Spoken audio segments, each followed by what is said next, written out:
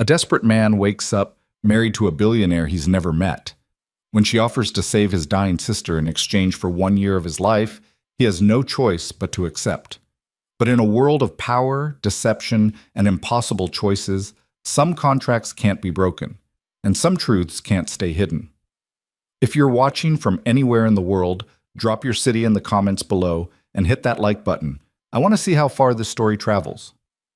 Let's begin. Lucas Reed opened his eyes to a ceiling he didn't recognize. Not just unfamiliar, impossible. The kind of ceiling that belonged in magazines, not in real life. Recessed lighting traced geometric patterns across pale gray panels. Everything was smooth, clean, expensive in a way that made his chest tighten even before he remembered where he was. Or rather, before he realized he had no idea where he was. He sat up slowly, and the room tilted. His head felt like someone had taken a sledgehammer to it from the inside. The sheets beneath him were silk, actual silk, cool and slippery against his skin. The bed was massive, king-sized at least, positioned in front of floor-to-ceiling windows that overlooked a city he recognized immediately, Manhattan. But not from street level. This was high up. 40th floor, maybe higher. Lucas swung his legs over the side of the bed, and his bare feet hit marble, cold, polished marble. He was wearing boxer shorts and nothing else, and when he looked down at his hands, something caught the light. A ring, gold, heavy, sitting on his left ring finger like it had always been there. What the hell? His voice came out rough, cracked. His mouth tasted like stale alcohol and regret. He tried to pull the ring off, but it wouldn't budge. His hands were shaking. He couldn't remember putting it on. Couldn't remember anything after leaving the hospital last night, actually. There'd been a bar. He'd needed a drink after the conversation with Dr. Mehta, after hearing the number. $380,000. That's what it would take to save Emma's life. Experimental treatment, clinical trial in Germany, travel costs, aftercare. Might as well have been 10 million, might as well have been $1 billion. He'd walked into some dive near Port Authority with $43 in his wallet and a phone with 17 missed calls from bill collectors. He'd ordered whiskey. Then another. Then nothing. And now he was here. Lucas stood up too fast and had to catch himself against the bedpost. The room was enormous. Minimalist furniture, abstract art on the walls, everything in shades of gray and white and chrome. Through an open doorway, he could see a bathroom bigger than his entire studio apartment in Queens. Beyond that, what looked like a walk-in closet. His clothes were gone. All of them. His jeans, his jacket, his phone. Nowhere. Okay, he said out loud, trying to steady himself. Okay, think. You got drunk. Really drunk. Someone brought you here. Someone with money. A lot of money. He walked toward the windows, legs unsteady. The view knocked the breath out of him. Central Park spread out below like a green carpet, surrounded by the jagged skyline of luxury towers. He could see the plaza, the Time Warner Center, the distinctive shape of 157. This wasn't just Manhattan. This was billionaire Manhattan. The kind of place people like him only saw in movies. Behind him, a door opened. Lucas spun around, instinctively crossing his arms over his bare chest. A woman stepped into the room, and for a moment he forgot how to breathe. She was tall, maybe 5'10", dressed in a charcoal suit that probably cost more than he'd made in the last 6 months. Dark hair pulled back in a severe bun.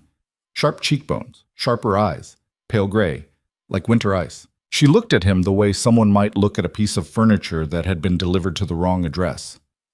"You're awake," she said. Her voice was clipped, professional, utterly devoid of warmth. "Good. We need to talk." Lucas stared. "Who are you?" "Eleanor Voss." She said it like he should know the name. When he didn't react, something flickered across her face. Not quite annoyance, more like confirmation of a suspicion. "We met last night." "I don't." He shook his head, trying to clear the fog. "I don't remember meeting you. I don't remember any of this. Where are my clothes?" "Being cleaned." She glanced at her watch. Patek Philippe, he noticed, because Emma had made him watch that documentary about luxury timepieces once, back when she could still stay awake through a whole movie. "You should sit down." "I don't want to sit down. I want to know what's going on. Why am I here? Why am I wearing this?" He held up his left hand, the ring catching the morning light. Eleanor's expression didn't change. She walked past him to a sideboard near the window and poured herself a cup of coffee from a silver carafe. She didn't offer him any. "We got married last night," she said. The words didn't make sense at first. They hung in the air like a foreign language, sounds without meaning. Lucas laughed, a sharp, ugly sound. "What?" "Legally married. Officiant, witnesses, signed documents. All legitimate." She took a sip of coffee, watching him over the rim. "I have the certificate if you'd like to see it." "That's insane. I would never. I don't even know you." "No, you don't." She set the cup down with a soft click. "But you needed money. Rather desperately, according to what you told me." The floor seemed to drop out from under him. "Emma. Your sister. 16 years old, acute lymphoblastic leukemia, second relapse. Standard treatment options exhausted. You mentioned a clinical trial in Germany." Eleanor recited the details like she was reading from a file. "Cost, approximately $380,000, not including travel or recovery care. You were researching loan sharks when I approached you." Lucas felt sick. Not from the hangover, from the realization that he'd told this stranger everything. Everything. He'd been that desperate, that drunk, that stupid. "You're lying," he said, but his voice lacked conviction. Eleanor reached into her jacket pocket and pulled out a folded piece of paper. She held it out to him. He didn't want to take it, didn't want to see whatever proof she had, but his hand moved on its own, and then he was staring down at an official document from the City of New York, Department of Health, Bureau of Vital Statistics. Certificate of Marriage Registration, Lucas James Reed and Eleanor Catherine Voss, dated yesterday. Signed in his handwriting, messy, rushed, but definitely his. "This can't be legal," he said. "I was drunk. You can't. This isn't binding." "You were coherent enough to answer all the required questions. The officiant confirmed your willingness to proceed. I have video footage if needed." She took the certificate back, refolded it precisely. "But I have no interest in keeping you here against your will, Mr. Reed. If you want to leave, the door is behind you. Your clothes will be returned within the hour." Lucas looked at the door, then back at her. "Why? Why what? Why would you marry a random drunk guy from a bar? He gestured at the penthouse, at her, at everything. "You're obviously rich. You could marry anyone. Why me?" For the first time, something like emotion crossed Eleanor's face. Not much, just a tightening around her eyes, a faint line between her brows. "I needed a husband. Quickly. You needed money. It was a mutually beneficial arrangement." "Beneficial." He laughed again, harsher this time. "Lady, I don't know what kind of game you're playing, but I'm not—" "Your sister has 3 months," Eleanor said quietly. "Maybe 4 if she's lucky. After that, the cancer wins. You know this. Dr. Mehta told you this 2 days ago. I'm offering you a way to save her life." The room went very still. Lucas could hear his own heartbeat, loud and uneven in his ears. "What do you want?" "1 year of your time." Eleanor moved to the windows, her back to him now. Beyond the glass, the city glittered in the morning sun. "We stay married for 1 year. You live here, appear in public with me when necessary. Maintain the appearance of a genuine relationship. In exchange, I will cover all costs related to your sister's treatment, trial enrollment, travel, medical care, recovery, everything. The funds will be placed in an escrow account. You'll have access immediately." Lucas's throat was too tight. "And after a year?" "We divorce. Quietly, cleanly. You walk away with enough money to start over. Your sister will be healthy. Everyone benefits." "Why?" he asked again. "Why do you need this?" She turned back to face him, and for just a moment he saw something beneath the ice. Calculation, yes, but also something else. Desperation, maybe, or determination. Hard to tell with someone who kept their face that carefully blank. "My company is worth $2.3 billion, she said. "My board is considering a merger that would dilute my controlling stake. There are personal complications. Shareholders who believe I'm too young, too unmarried, too female to lead effectively. A husband changes the optics, stabilizes certain perceptions. So I'm a prop. We're both using each other, Mr. Reed. Let's not pretend otherwise." She walked toward him slowly, heels clicking on marble. "The difference is, I'm honest about what I want, And I'm offering you the only chance you have to save the person you love most in the world. So the question isn't why. The question is whether you're brave enough to say yes.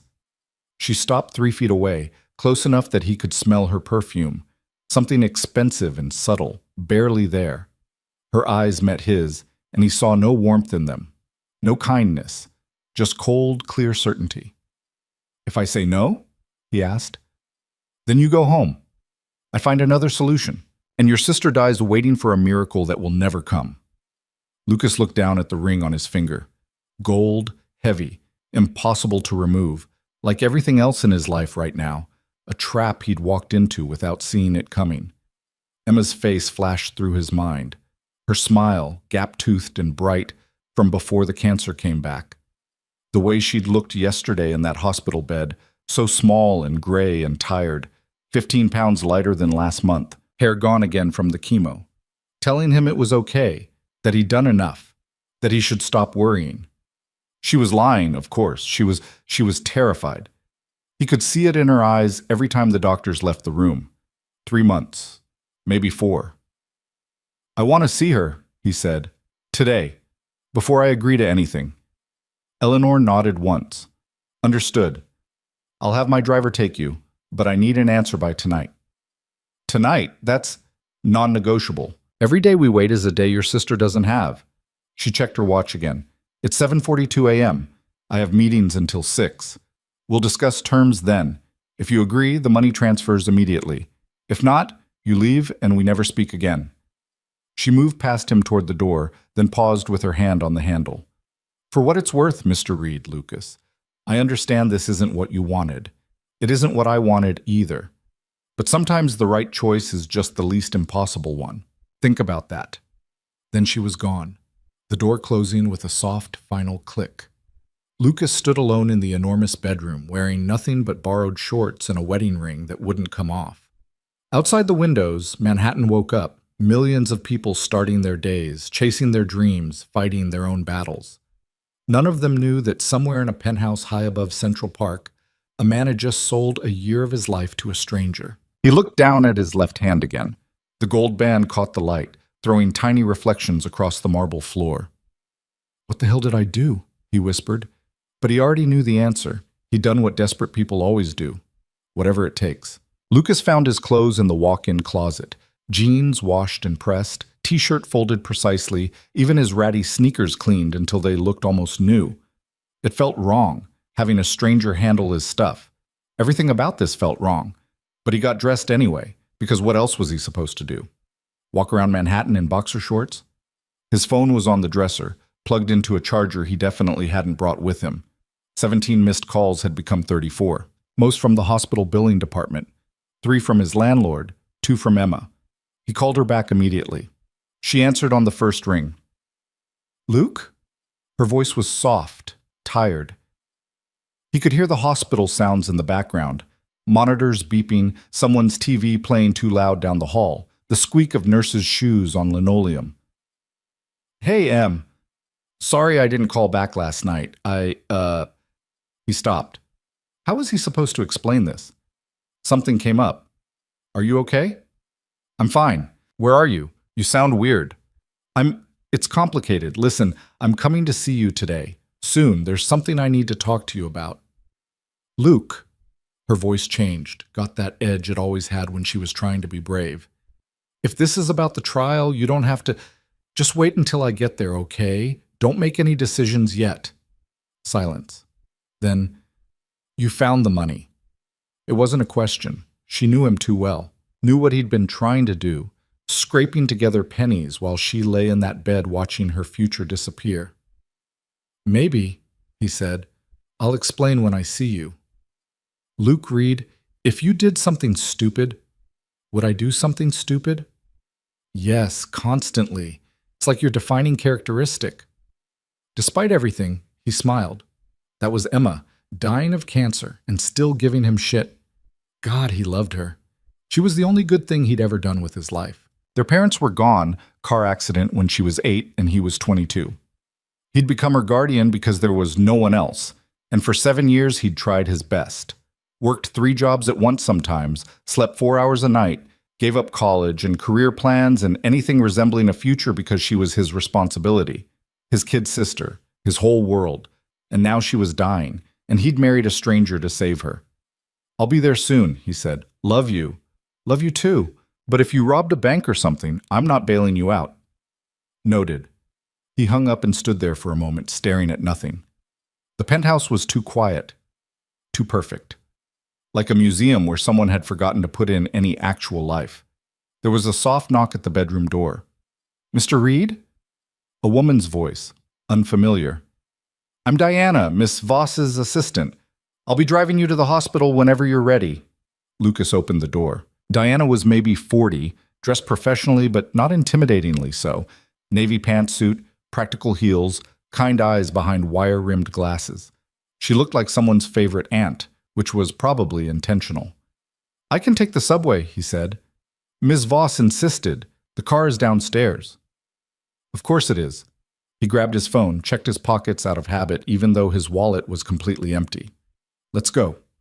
The elevator ride down was silent and endless. They emerged into an underground garage filled with vehicles that cost more than most people's houses. Diana led him to a black Mercedes with tinted windows. A driver opened the back door without a word. Lucas hesitated. This is insane. It's just a car, Mr. Reed. No, it's not. None of this is normal. Yesterday He stopped himself. Yesterday he'd been 2 months behind on rent, eating ramen for dinner, watching his sister die because he couldn't afford to save her. Today he was married to a billionaire and riding in a Mercedes. Nothing about that transition made sense. But Diana was waiting, patient and professional, so he got in. Queens General Hospital was 40 minutes away in traffic. Lucas spent the drive staring out the window, watching the city change as they left Manhattan behind. Fewer glass towers, more brick and concrete. Fewer people in designer suits, more people who looked tired. Like him. Like everyone he knew. This was his world. Not penthouses, not Mercedes, not women like Eleanor Voss who spoke in clipped sentences and wore watches worth more than a year of his salary. But Emma was dying, and this was the only way. Keep thinking that, he told himself. Keep thinking about her. The rest doesn't matter. The driver pulled up to the hospital entrance. Diana stayed in the car. Take your time, Mr. Reed. Call when you're ready to leave. She handed him a business card with her number. He took it, feeling the weight of what that meant. He could call whenever he wanted, and someone would come get him, just like that. Like he mattered. He hated how much he wanted that to be true. Inside, the hospital smelled like antiseptic and desperation. Lucas had spent so many hours here over the past 2 years that he knew every hallway, every elevator bank, which vending machines were broken and which nurses were kind. Emma was on the 4th floor, pediatric oncology. They'd kept her there even though she'd turned 16 last month, because she was small for her age and the nurses loved her. Room 437, door half open. He could see her before he walked in, curled up in the bed, blanket pulled to her chin, eyes closed. For a second he thought she was asleep, but then she opened her eyes and smiled. You look terrible, she said. Thanks, you're glowing. Liar. But she was smiling, which meant today was a good day, or at least not a bad one. Come here. He sat in the chair beside her bed, the same chair he'd sat in 100 times before. She reached out and took his hand, her fingers thin and cold. The IV in her arm was taped down with that weird, semi-transparent tape that never stuck right. Her wristband had her name spelled wrong.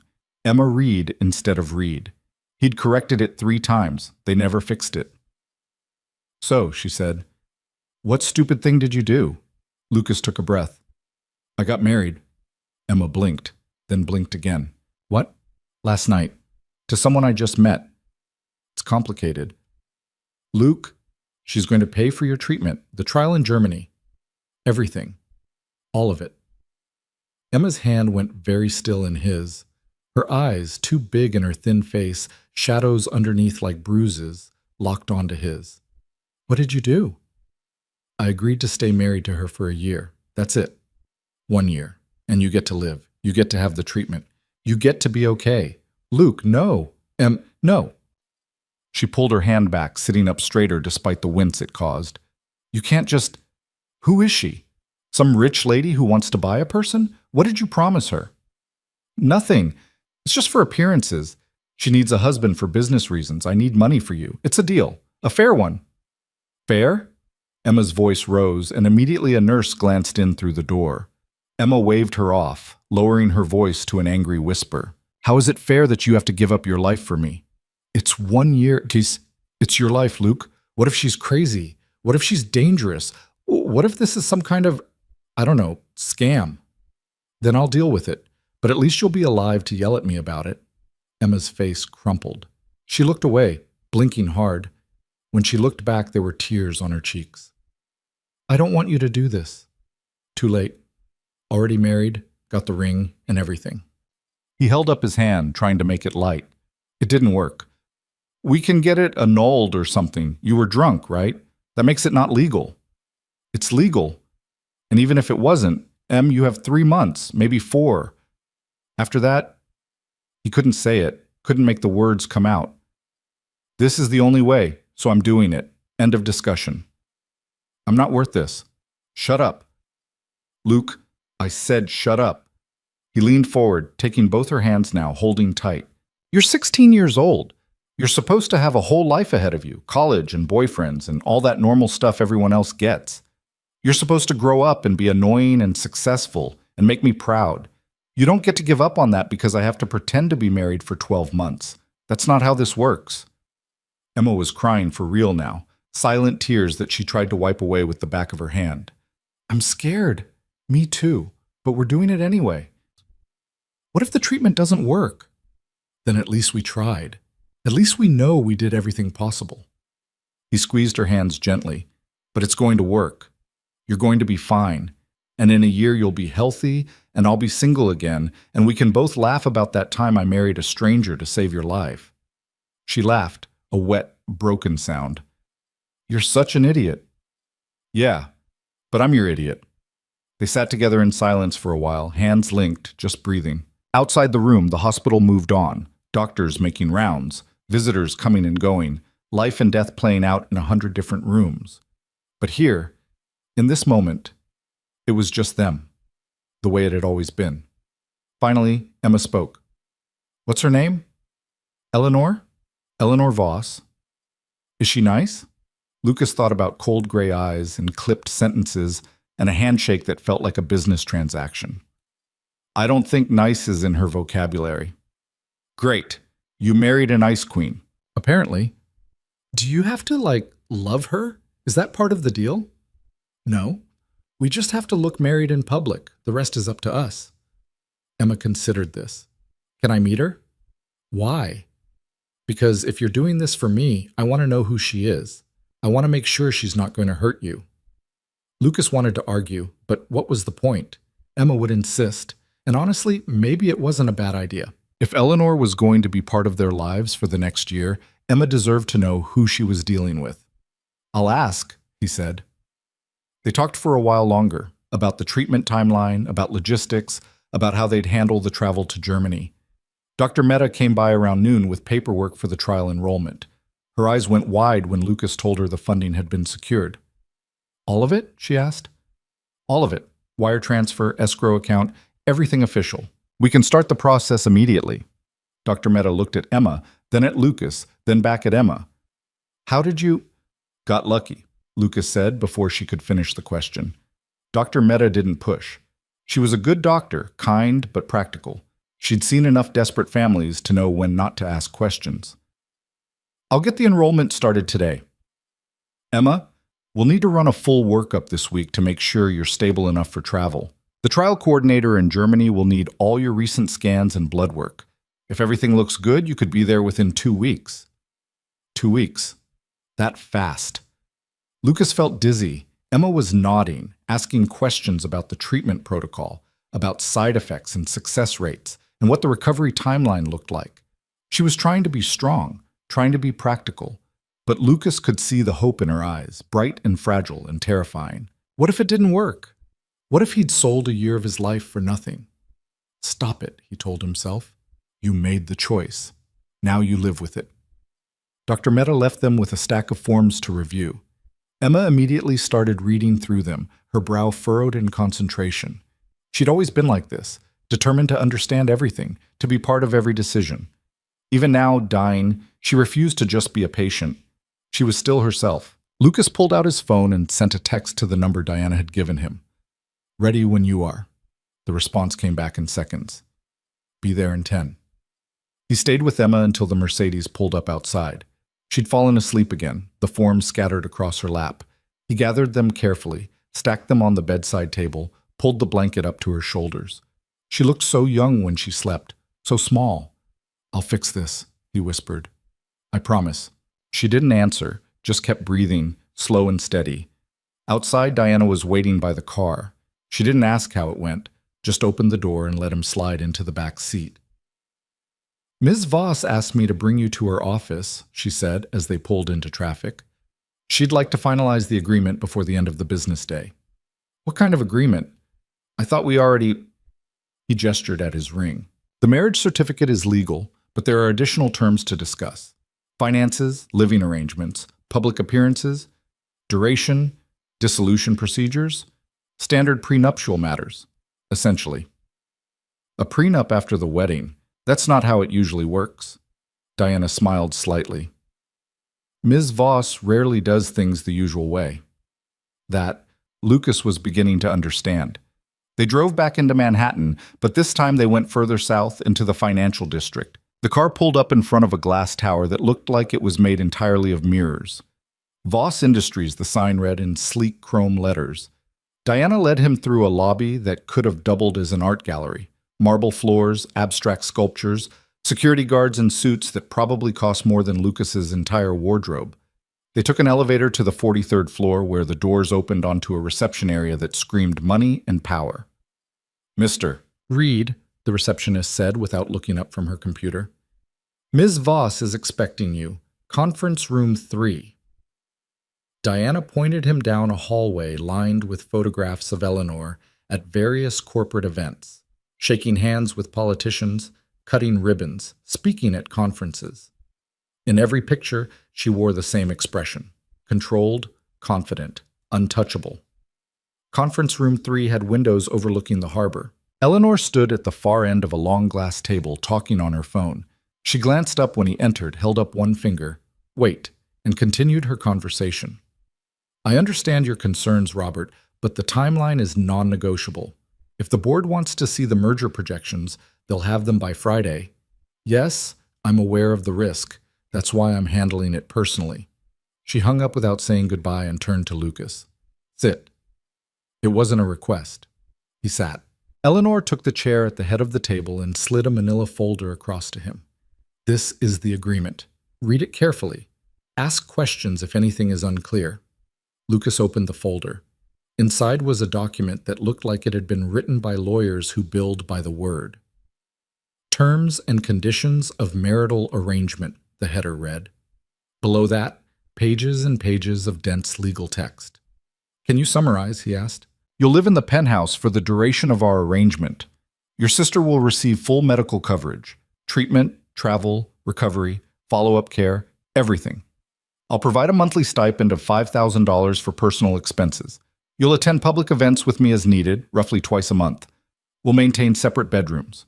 At the end of 1 year, we divorce. You'll receive a settlement of $200,000. All medical obligations remain funded in perpetuity." Lucas stared at the document. $200,000. That was more money than he'd made in his entire life combined. "This is real," he said slowly. "Very real." "Why so much?" "The settlement, I mean. You could probably pay someone a lot less to pretend to be your husband." Eleanor folded her hands on the table. "Because I'm asking you to give up a year of your freedom. That has value. And because when this is over, you'll need capital to restart your life. Consider it fair compensation." "Nothing about this is fair." "Perhaps not, but it's what we have." She pulled a pen from her jacket pocket and set it beside the folder. "Sign the last page. We'll have it notarized immediately." Lucas picked up the pen. It was heavy, expensive, probably worth more than his security deposit. His hand hovered over the signature line.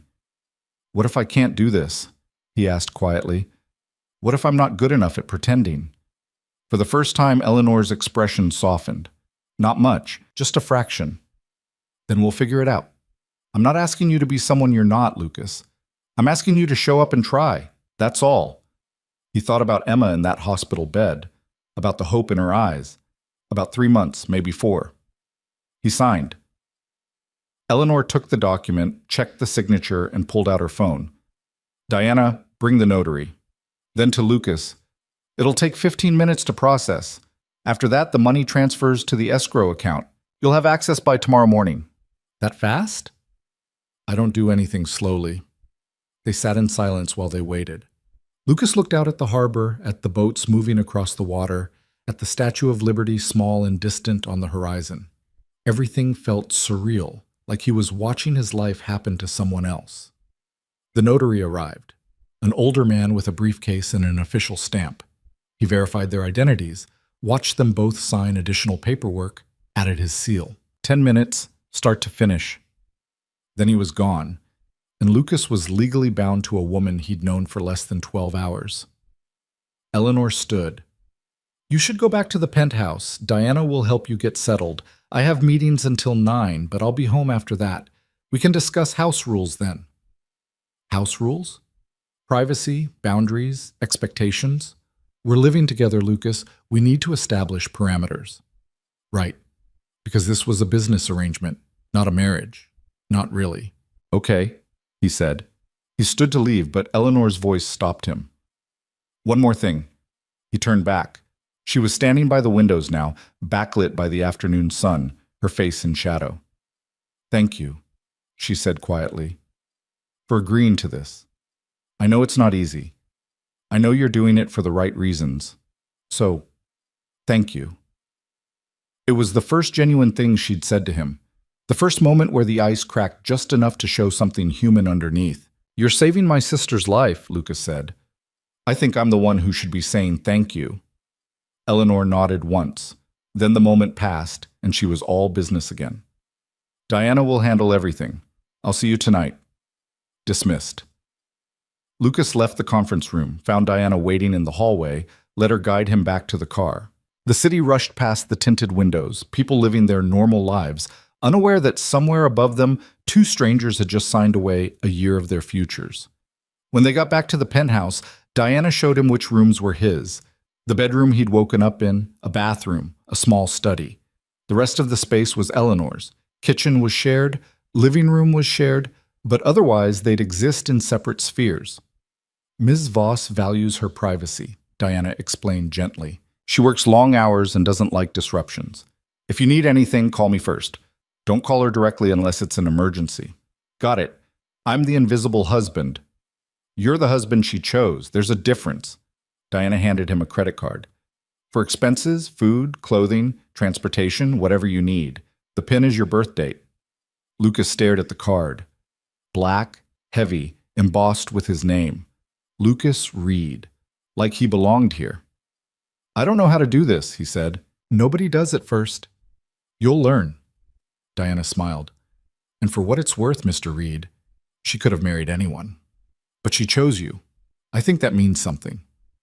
Did it? Lucas wasn't sure. Maybe Eleanor had just been desperate enough, drunk enough, crazy enough to propose to the first guy she met.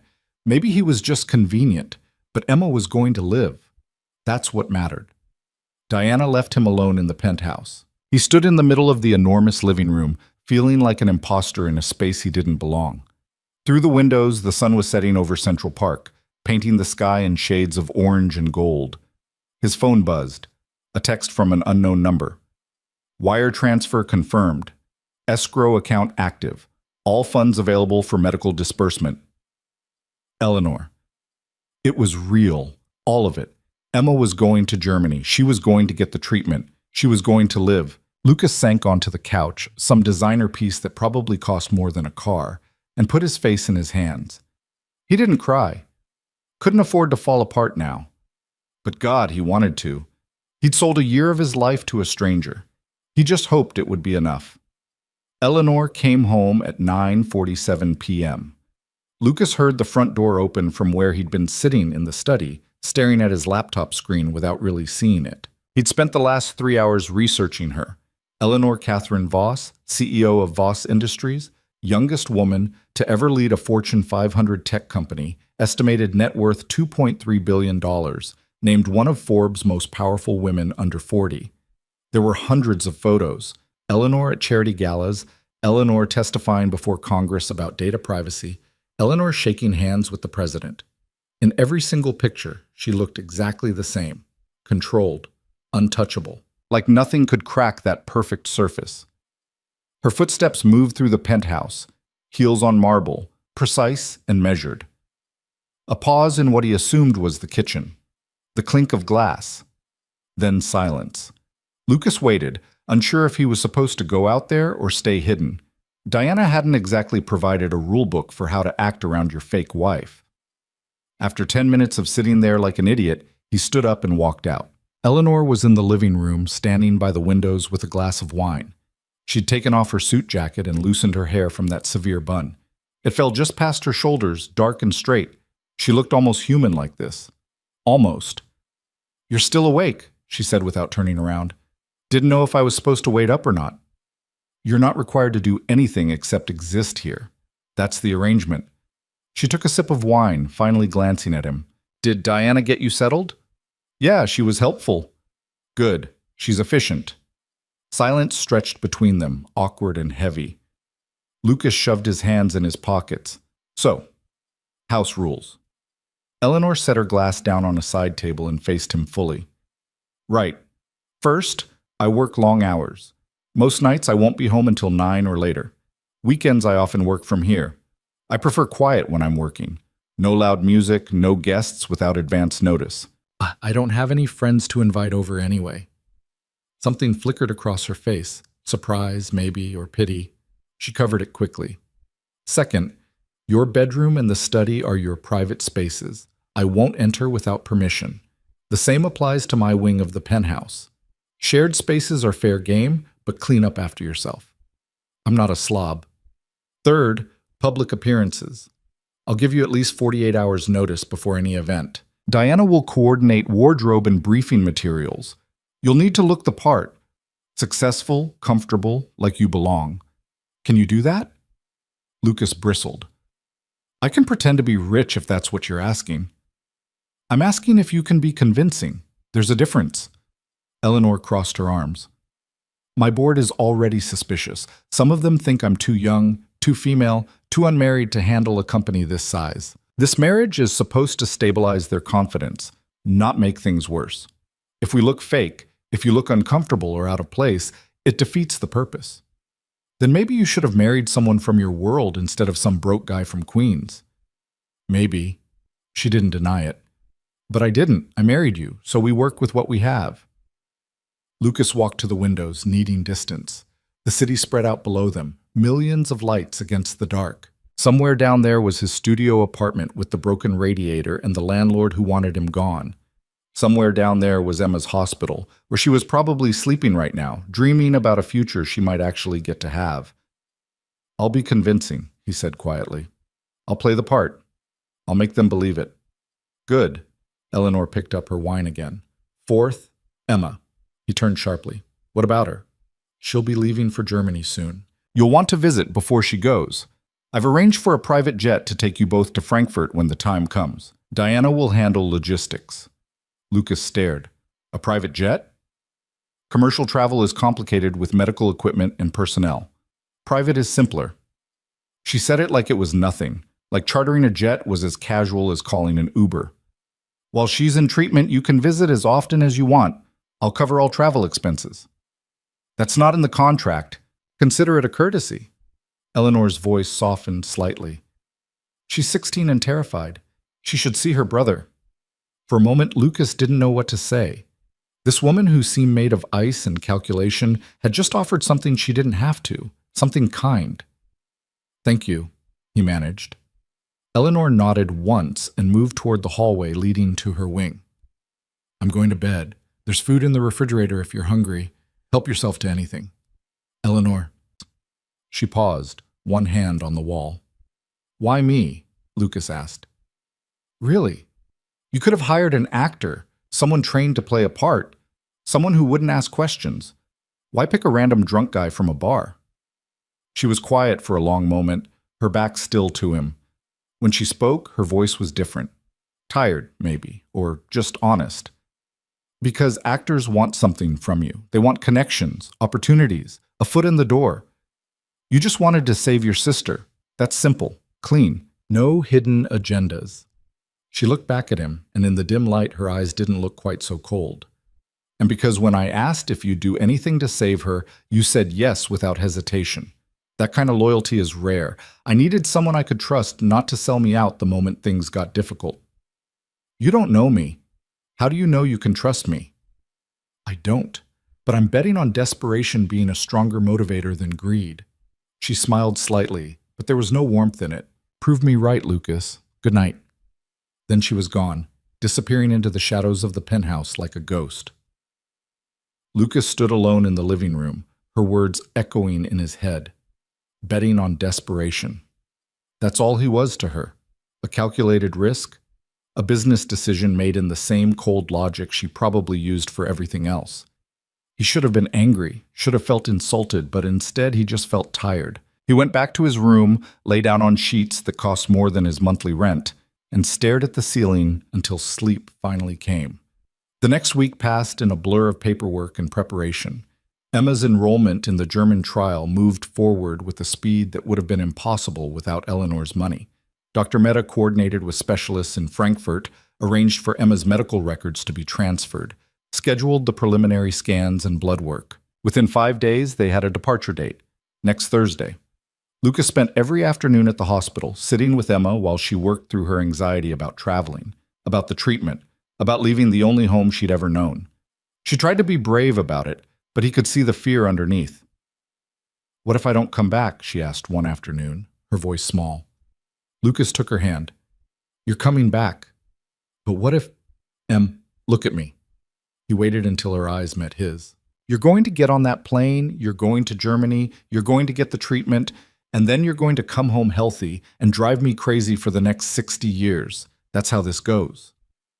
You don't know that. I know you're the toughest person I've ever met. I know you've survived 2 rounds of chemo that would have killed most people. I know you're not giving up now. He squeezed her hand gently. And I know I'm going to be there with you every step. You're not doing this alone. Emma's eyes filled with tears. I'm scared, Luke. Me too. But we're doing it anyway. She nodded, wiping her face with the back of her hand. Okay. Dr. Mehta came by later with the final travel arrangements. Emma would fly out Thursday morning on Eleanor's private jet, accompanied by a medical team and Lucas. They'd spend 2 weeks in Frankfurt getting Emma settled and starting the first phase of treatment. Then Lucas would return to New York for a few days before flying back. Miss Voss has been incredibly generous, Dr. Mehta said quietly to Lucas while Emma was distracted by a nurse checking her vitals.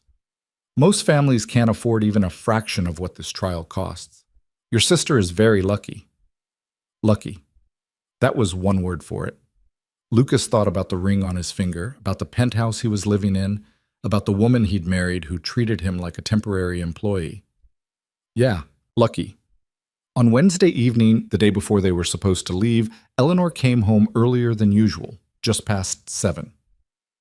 Lucas was in the kitchen trying to figure out the espresso machine, which had approximately 40 buttons and seemed designed to make coffee as complicated as possible. You're doing it wrong, Eleanor said from the doorway. Lucas jumped, nearly dropping the tiny cup. Jesus, you're quiet. Years of practice. She walked over and pressed a sequence of buttons he definitely hadn't tried. The machine hummed to life. It's Italian, temperamental.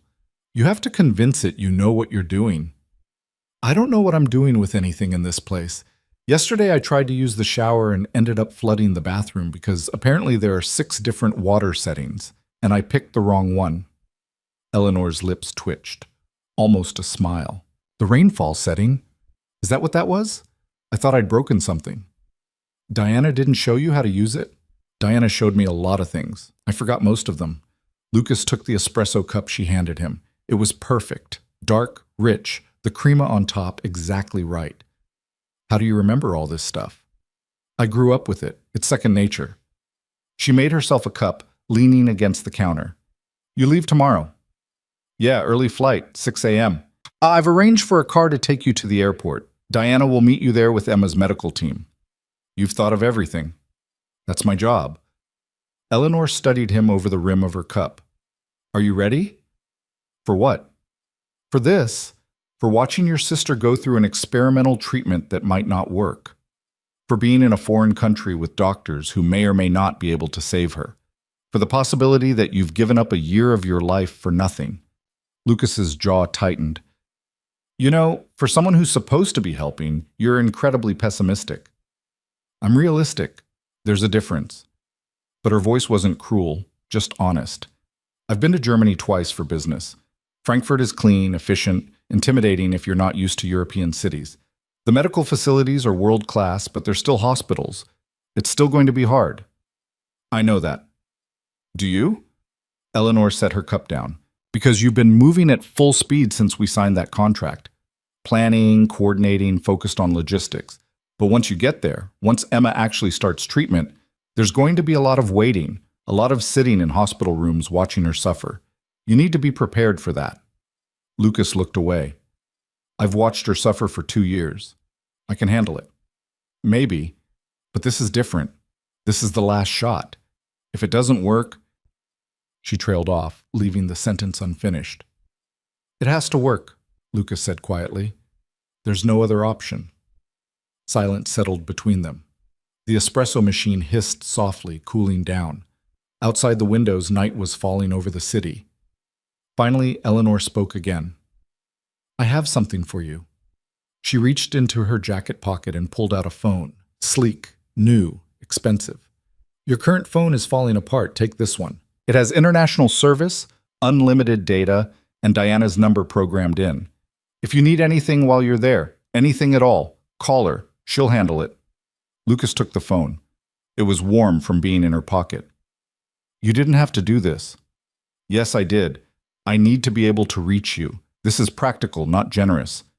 But the way she said it, quick, defensive, made him think maybe it was a little bit generous. Maybe. Thank you. Eleanor nodded and moved toward the hallway. Then she stopped, turned back. Lucas, when you come back next week, we have our first public appearance, a charity gala at the Metropolitan Museum, Friday night. It's important. I'll be there. It's not just about being there, it's about being believable. My entire board will be present. They'll be watching us, looking for cracks in the story. We need to be perfect. Lucas met her eyes. I told you I'd be convincing. I meant it. Then I'll see you Friday. She paused. Good luck in Germany. I hope it works. She disappeared into her wing before he could respond. Lucas stood in the kitchen holding the expensive phone and the empty espresso cup, trying to figure out if that had been concern in her voice or just more calculation. With Eleanor, it was impossible to tell. Thursday morning came too fast. Lucas woke up at 4, packed his small bag, and met the car downstairs at 5. Diana was already at the private terminal when they arrived, clipboard in hand, coordinating with the medical team like a general planning a military operation. Emma was wheeled in by ambulance at 5:30, looking small and pale in the wheelchair, but smiling when she saw Lucas. Fancy, she said, looking at the sleek private jet waiting on the tarmac. Your wife really went all out. She's not... Lucas stopped himself.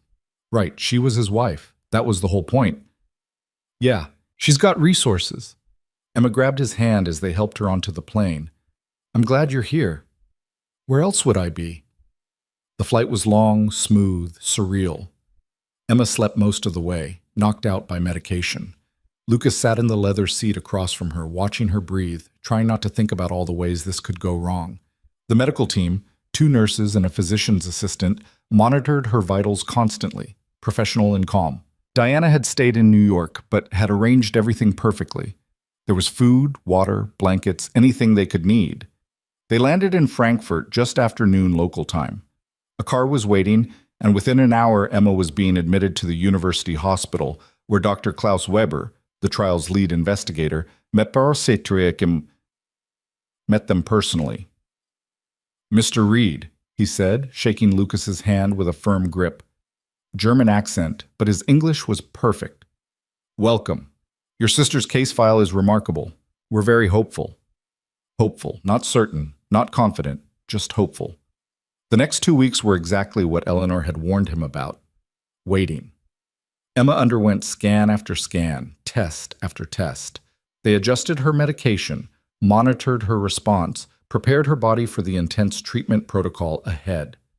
Lucas stayed in a hotel 3 blocks from the hospital, courtesy of Eleanor's credit card, and spent every waking hour in Emma's room. She was brave about it, but he could see the toll it took. The fear when they wheeled her into the MRI machine. The exhaustion after each blood draw. The quiet moments when she thought he wasn't looking and let her mask slip. On the 10th day, Dr. Weber started the first round of treatment. Lucas held Emma's hand while they inserted the IV, while the experimental drug dripped into her veins, while she tried not to cry from the pain that came after. "I'm okay," she kept saying. "I'm okay." She wasn't okay, but she was alive, and that was enough. Lucas called Diana twice that week, once to extend his hotel stay and once to ask about Emma's follow-up appointments. Both times, Diana handled everything smoothly, efficiently. He didn't call Eleanor, didn't even text. She'd made it clear this was a business arrangement, and business didn't require check-ins. But on the 14th night, after Emma had finally fallen asleep, and Lucas was sitting in his hotel room staring at nothing, his phone buzzed. A text from Eleanor. "How is she?"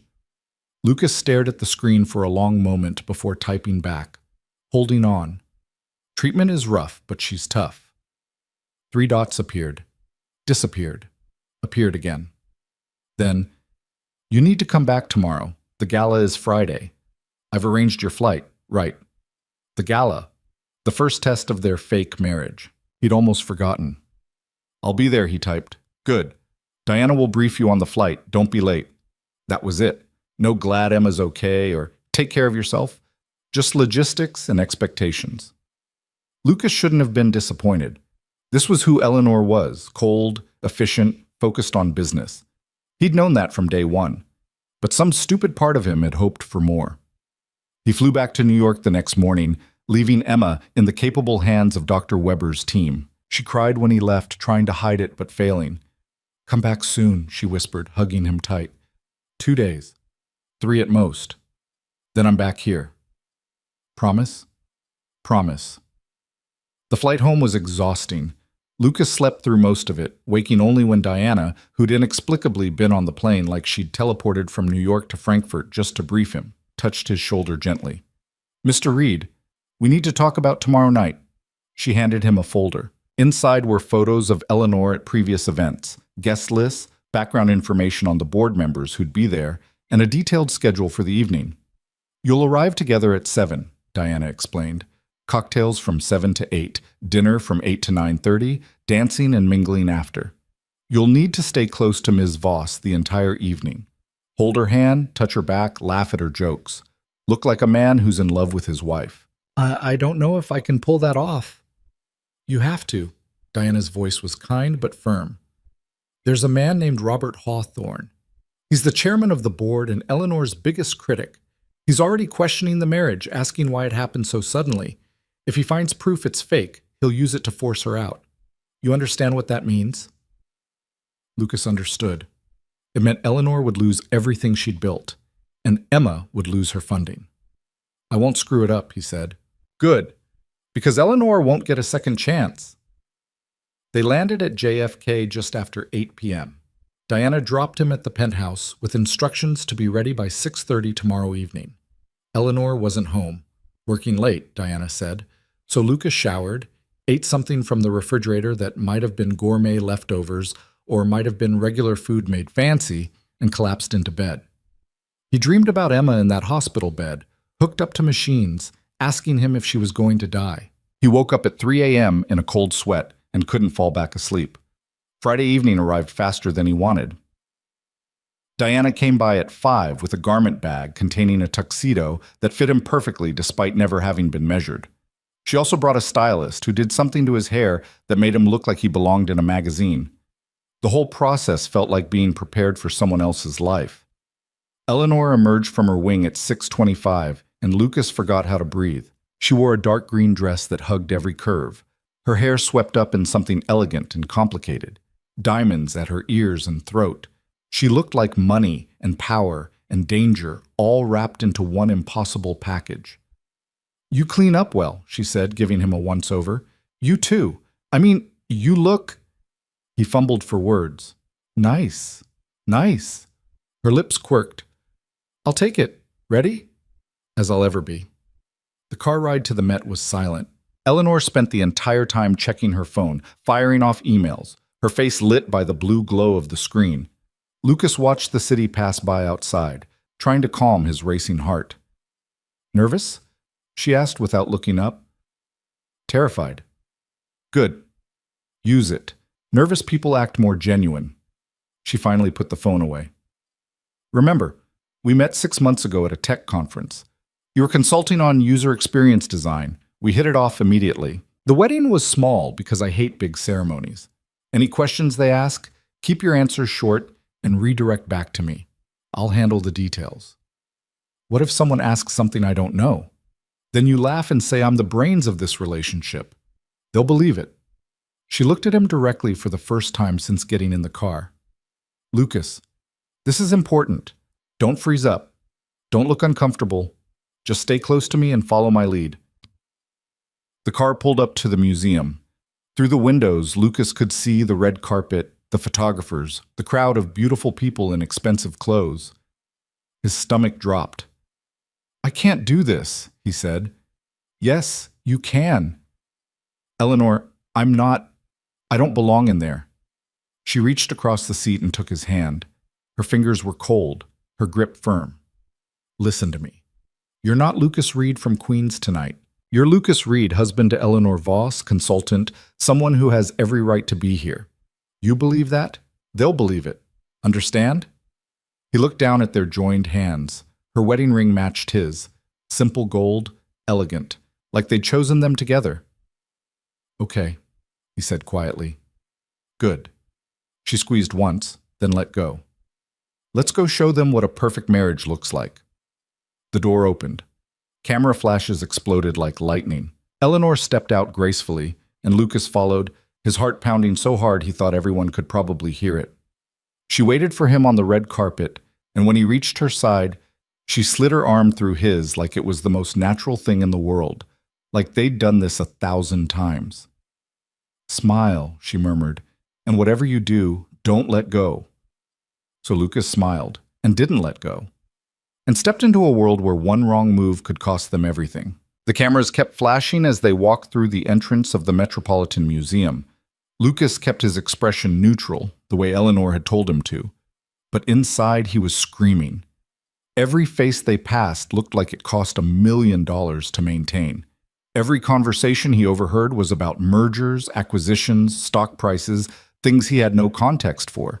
This wasn't his world. This wasn't even his galaxy. Eleanor's hand tightened on his arm. A warning. Stay focused. They entered the Great Hall, and Lucas's breath caught. The space had been transformed into something out of a movie. Crystal chandeliers hanging from vaulted ceilings, ice sculptures, tables draped in white silk, flowers everywhere. Expensive ones, the kind Emma used to point out in magazine spreads. Hundreds of people in tuxedos and gowns moved through the space like they owned it. Maybe they did. "Eleanor!" A woman in a silver dress swept toward them, champagne glass in hand. "Darling, you look stunning, and this must be the mysterious husband we've all been dying to meet." Eleanor's smile was perfect. Warm, but not too warm. Professional. "Catherine, this is Lucas." "Lucas, Catherine Whitmore. She sits on our board." Catherine extended her hand and Lucas shook it, trying to match her confident grip. "Pleasure to meet you, Mrs. Whitmore." "Please, Catherine." She looked him up and down with the kind of assessment that made him feel like a car being inspected before purchase. "So tell me, how did you two meet? Eleanor's been so secretive about the whole thing." Eleanor's hand moved to the small of Lucas's back, a gesture that looked affectionate but felt like another warning. "At a tech conference in San Francisco," she said smoothly. "Lucas was consulting on user interface design. We ended up in the same panel discussion and argued about data visualization for 45 minutes. "Argued?" Catherine raised an eyebrow. "I said her presentation slides were too cluttered," Lucas said, surprising himself. The lie came easier than he expected. "She told me I didn't understand the complexity of enterprise software. We were both right. Eleanor laughed, and it almost sounded genuine. He's still insufferable about it. Sounds like true love. Catherine's smile didn't quite reach her eyes. Well, congratulations to you both. I'm sure Robert will want to meet you, Lucas. He's been very curious about this sudden marriage. The way she said it made Lucas's stomach drop.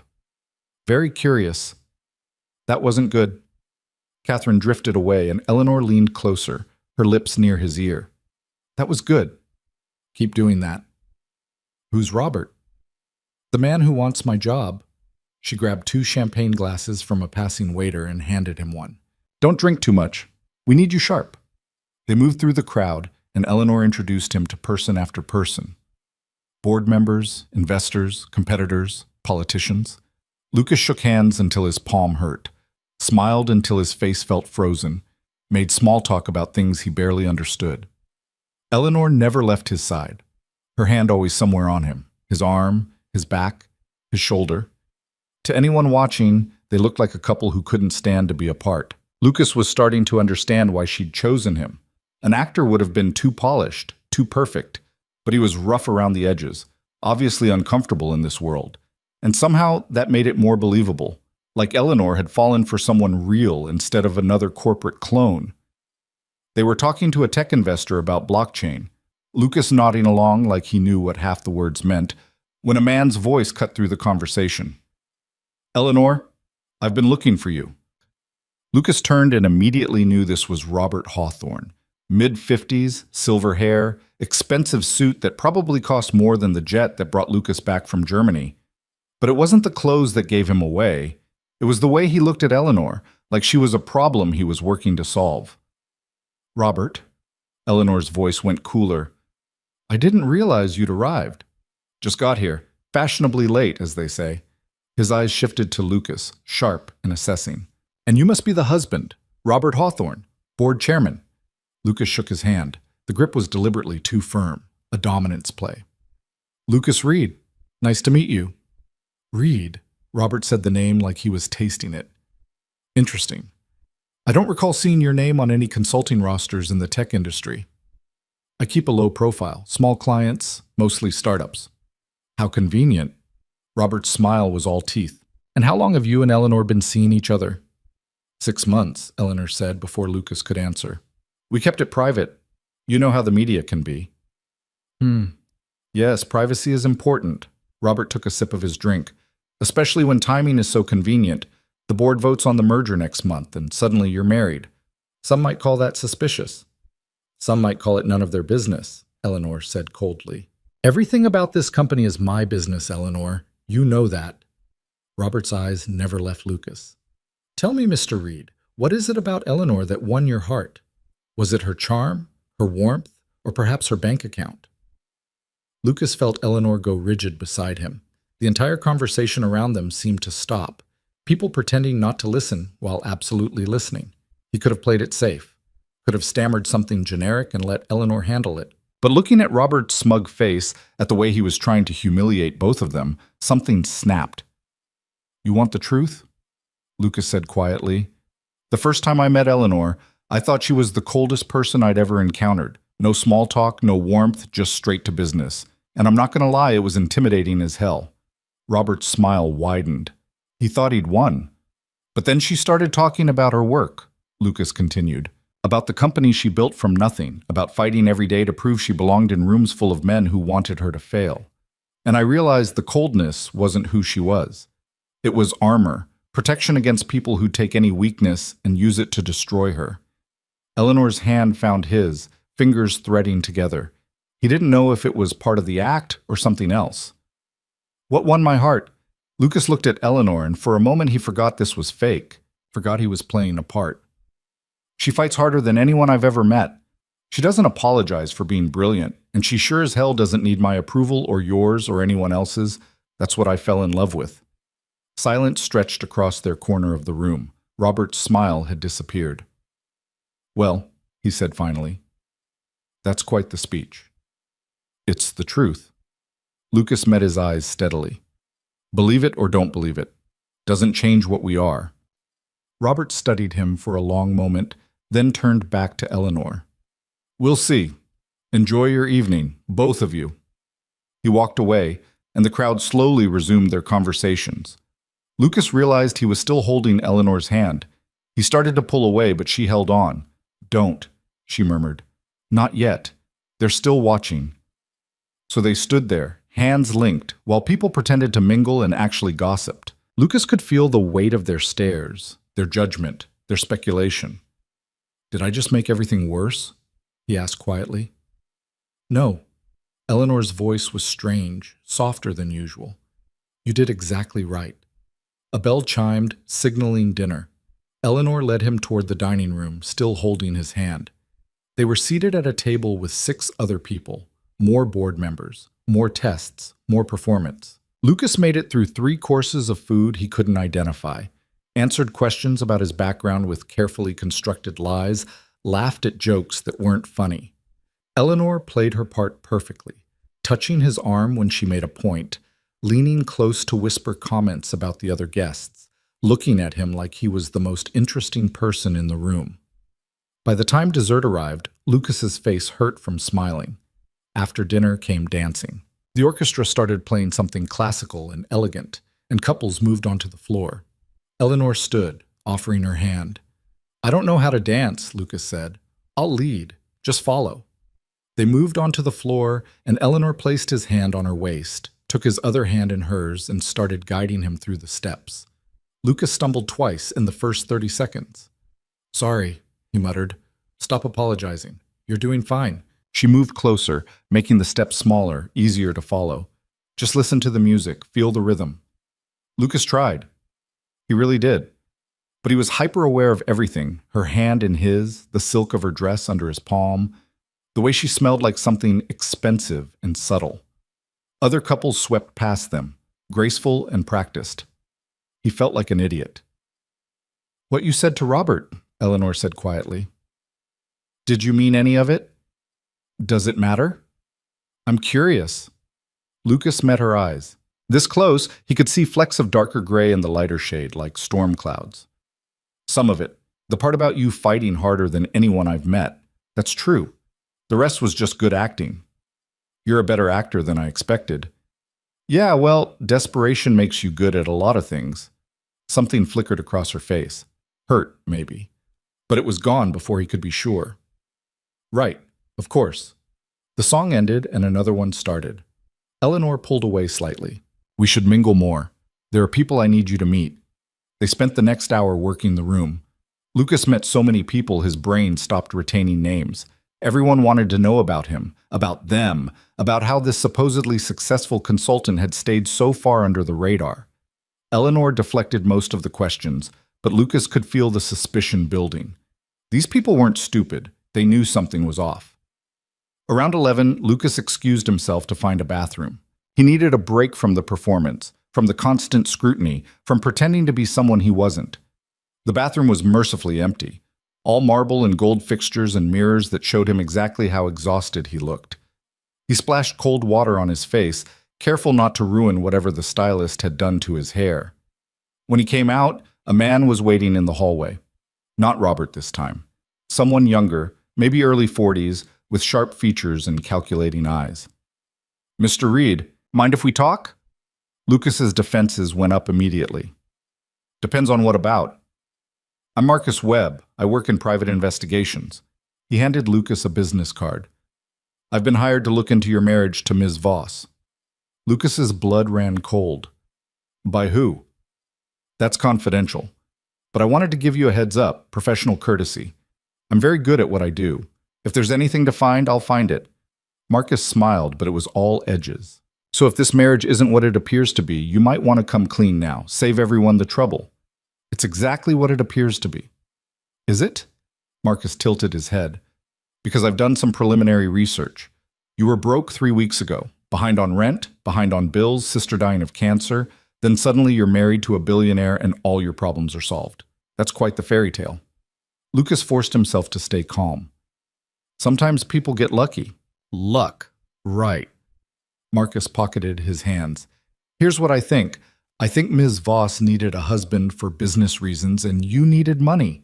I think this is a transaction, not a marriage. And when I prove it, Ms. Voss loses everything. Her company, her reputation, her credibility, all of it. Gone. You're wrong. Am I? Marcus stepped closer. Tell me, Mr. Reed, if you love her so much, why are you staying in separate bedrooms? Why did you fly to Germany alone while she stayed here working? Why has no one in your old neighborhood seen you together? Not once. Not ever. Lucas's mind raced. How did he know about Germany? About the bedrooms? Had someone been watching them? People can believe whatever they want, Lucas said carefully. Doesn't make it true. No, but evidence makes it true. And I'm going to find that evidence. Marcus turned to leave, then paused. One more thing. Your sister, Emma, right? She's currently in Frankfurt, enrolled in an experimental cancer trial funded entirely by Ms. Voss. Must be nice having a billionaire pay your family's medical bills.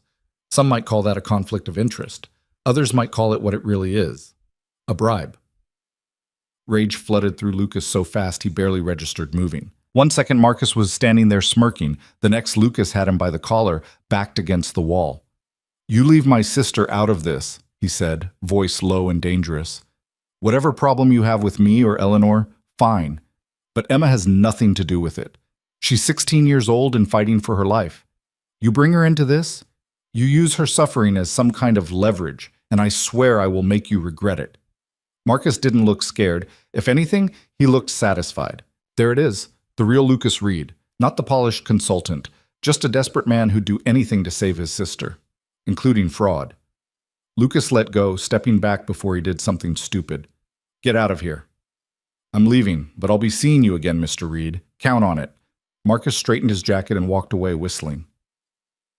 Lucas stood in the empty hallway, hands shaking, heart pounding.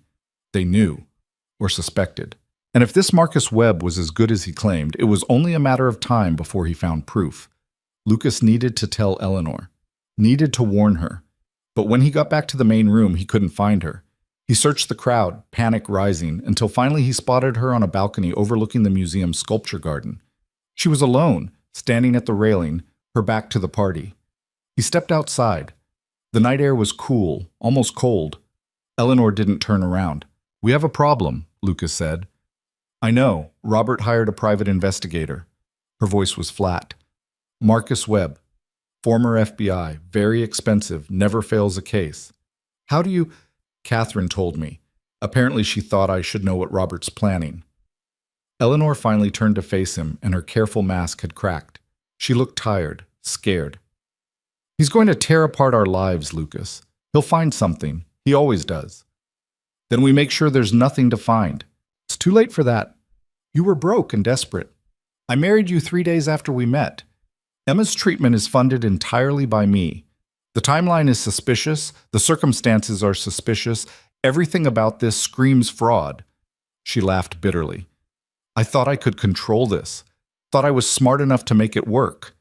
But I underestimated how much Robert wants to destroy me. Lucas moved to the railing beside her. Below them, the sculpture garden was lit by soft lights, peaceful and quiet. Nothing like the chaos inside. What happens if he proves it's fake? Lucas asked. The board votes me out.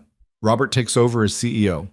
The merger goes through on his terms, and I lose controlling interest in the company I built from nothing. Eleanor's hands gripped the railing so hard her knuckles went white. 15 years of work, gone. Because I was stupid enough to think I could outmaneuver him. And Emma? Silence. Then, the contract is legally binding. The escrow account is in her name. Even if the marriage is exposed as fraud, the money is hers. She gets the treatment regardless. Lucas should have felt relief. Emma was safe. That was all that mattered. But looking at Eleanor's face, at the devastation in her eyes, all he felt was guilt. I'm sorry, he said quietly. For what? You kept up your end of the bargain. You were convincing tonight. That speech you gave Robert was perfect. Almost made me believe it myself. She smiled, sad and tired. But it won't be enough.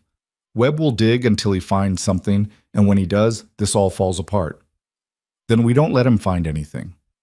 Lucas, I'm serious. We make this real, or at least real enough that there's no evidence to prove otherwise. He turned to face her fully. You said we need to be believable.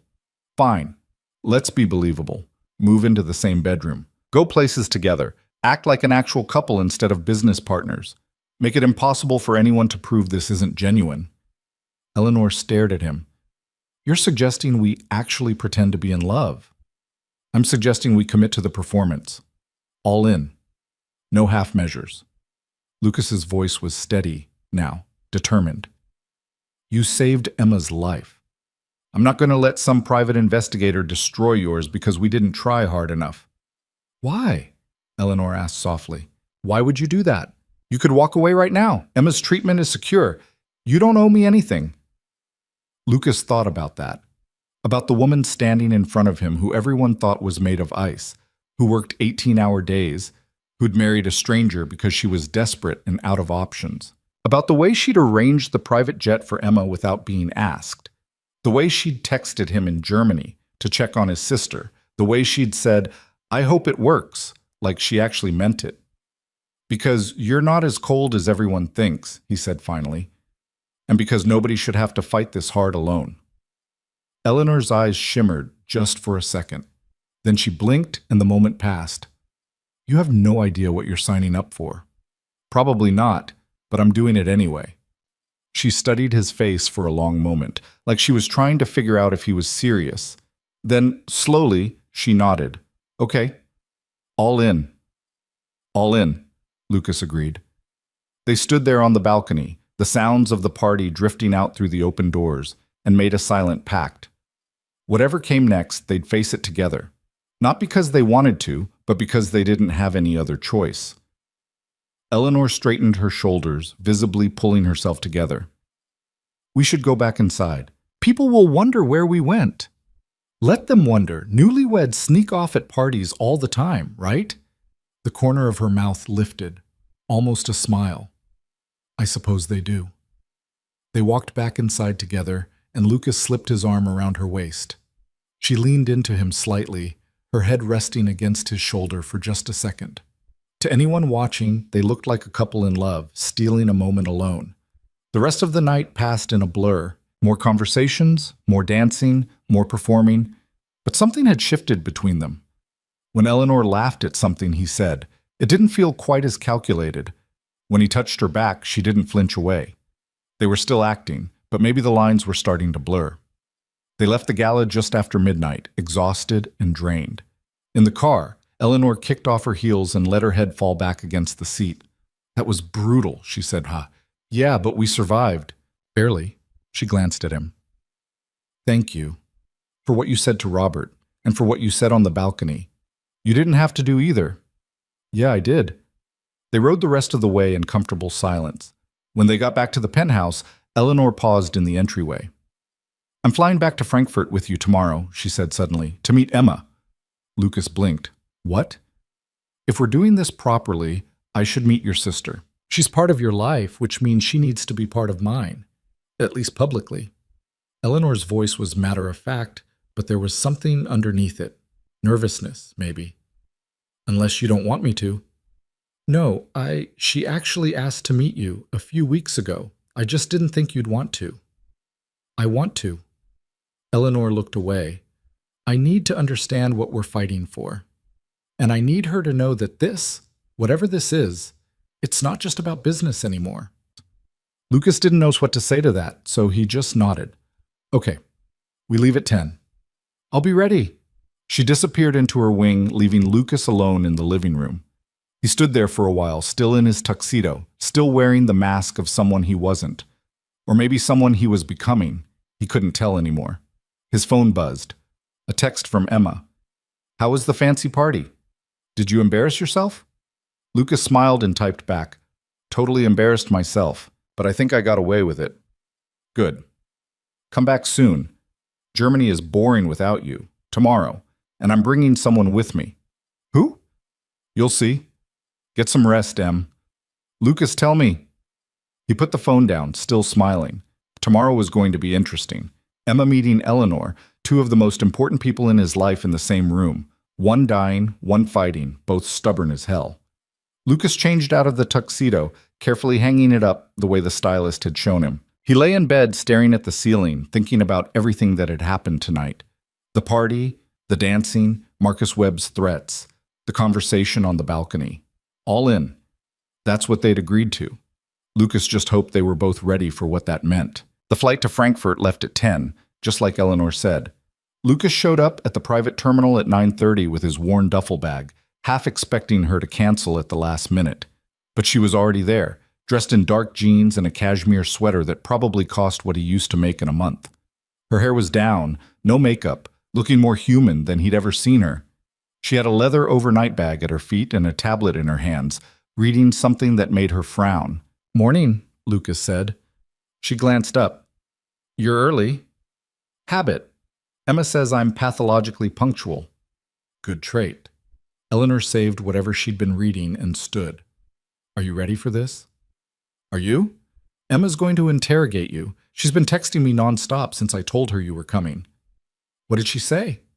Lucas pulled out his phone and scrolled to Emma's most recent message. Quote, "If your Ice Queen wife is mean to me, I'm going to roast her and you can't stop me." End quote. Eleanor's lips twitched. "Ice Queen?" Her words, not mine. "I've been called worse." She picked up her bag. "Let's go meet your sister." The flight was quieter than last time. Eleanor spent the first hour working, firing off emails and taking calls in rapid German that Lucas didn't understand. He tried to sleep but couldn't, too nervous about what was going to happen when they landed. Finally, Eleanor put her tablet away and turned to him. "Tell me about her," she said. "Emma?" "Yes." "Beyond the medical details. Who is she?" Lucas thought about how to answer that. "She's stubborn, smart as hell, reads everything, asks questions that don't have answers. Used to want to be a journalist before the cancer came back. Now she just wants to make it to 17. What is she like?" "Music, old stuff, classic rock mostly, Led Zeppelin, The Who, our dad's taste. She memorized every lyric to Stairway to Heaven when she was 9. Lucas smiled, remembering. "She's funny too, dark sense of humor, makes jokes about dying that make the nurses uncomfortable. Sounds like someone worth fighting for." "She is. She's everything." Lucas looked out the window at the clouds below. "Our parents died when she was 8. Car accident, drunk driver ran a red light. After that, it was just us. I became her legal guardian, dropped out of college to work full-time. She blames herself for that. For me, giving up my life." "Did you? Give up your life?" "No. I got a different one. Not the one I planned, but..." He shrugged. "She needed me.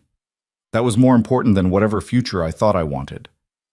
Eleanor was quiet for a moment. Then, "She's lucky to have you."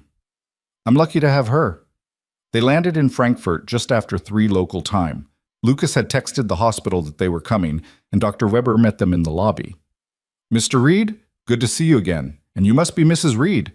He shook Eleanor's hand warmly. "Emma has been asking about you all morning." "How is she?" Lucas asked.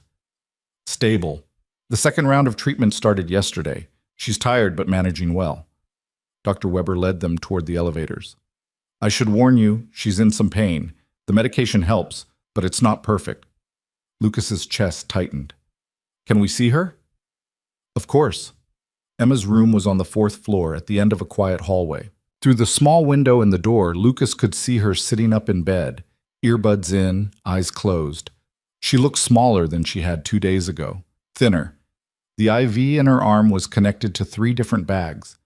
He knocked softly before entering. Emma's eyes opened, and when she saw him, her whole face lit up. "Luke!" She pulled out the earbuds. "You're back. I thought you'd bail on me for your fancy Manhattan life." "Never." He crossed to the bed and hugged her carefully, mindful of the IV lines. "How are you feeling?" "Like death warmed over, but I'm still here, so that's something." Emma's eyes shifted past him to Eleanor, standing in the doorway. "Holy crap, you're really pretty." Eleanor blinked, clearly not expecting that. "Thank you." "Emma, this is Eleanor." "Eleanor, Emma." Emma studied Eleanor with the kind of intensity that made Lucas nervous. She was doing that thing where she tried to figure someone out in the first 30 seconds, reading body language and tone and all the little details people thought they were hiding. "So," Emma said finally, "you're the woman who married my brother after knowing him for like 5 minutes." "Emma, it's fine." Eleanor moved into the room, stopping a few feet from the bed. Yes, that's accurate. Why? Emma, you can't just... No, it's okay. Eleanor met Emma's eyes steadily. You want to know why I married Lucas? That's fair. The simple answer is that I needed a husband for business reasons, and he needed money for your treatment. It was a mutually beneficial arrangement. Lucas winced. That was not how he would have phrased it. But Emma just nodded. At least you're honest about it. Most people would have lied and said it was love at first sight or some garbage like that. I don't lie well. Never have.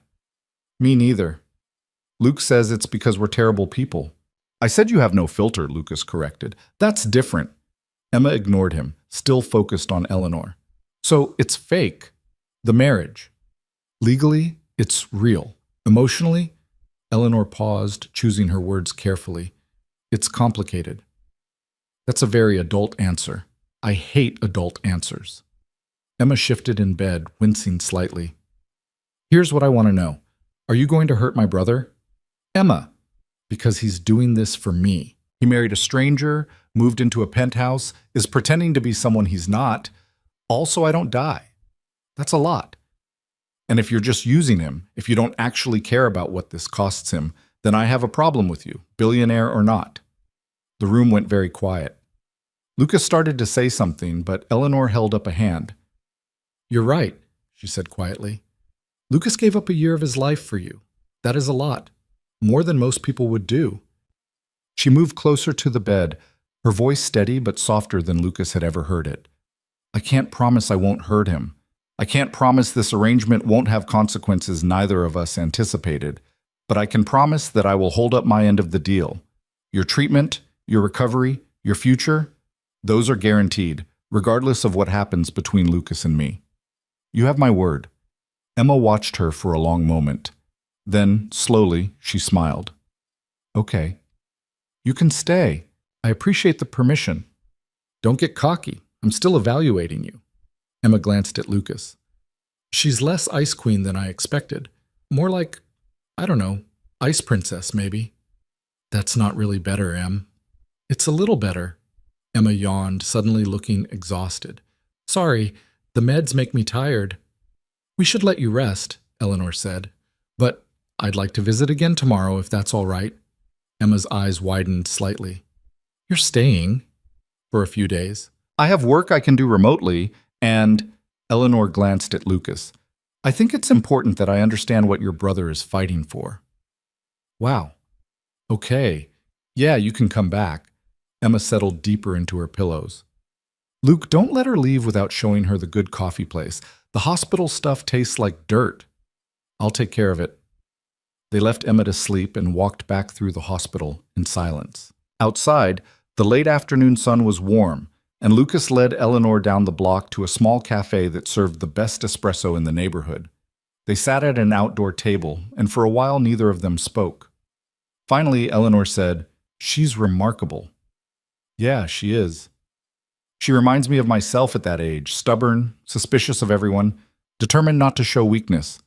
Lucas looked at her, surprised. You were like that at 16? I was worse. My father died when I was 15, left me a failing tech company and a mountain of debt. Everyone expected me to sell, to walk away. But I didn't. I learned the business, fired half the board, restructured everything. By the time I was 23, the company was profitable. By 30, it was worth $1 billion. Jesus, how? I worked.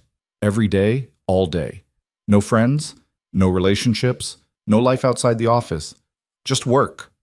Eleanor stirred her coffee absently. People called me cold, ruthless, a robot in heels. And maybe they were right. Maybe that's what I had to become to survive. That's not all you are, isn't it? She looked at him, and for once there was no mask, just raw honesty. I'm 37 years old, Lucas. I have no family, no real friends, no one who knows me beyond the corporate image. I've spent my entire adult life building something that could disappear the moment the board decides I'm not worth keeping. And the only person who agreed to marry me was someone I had to pay. That's not... Lucas stopped. Because she was right. He had married her for money. That was the whole arrangement. But sitting here now, watching her try to hide how much that hurt, he realized something. Eleanor Voss wasn't cold. She was lonely, and she'd been lonely for so long she'd forgotten there was any other way to be. Emma likes you, he said quietly. That's rare. She usually hates everyone on principle. She loves you. That's obvious. The feeling's mutual. Lucas took a sip of his coffee. Thank you for coming here. You didn't have to.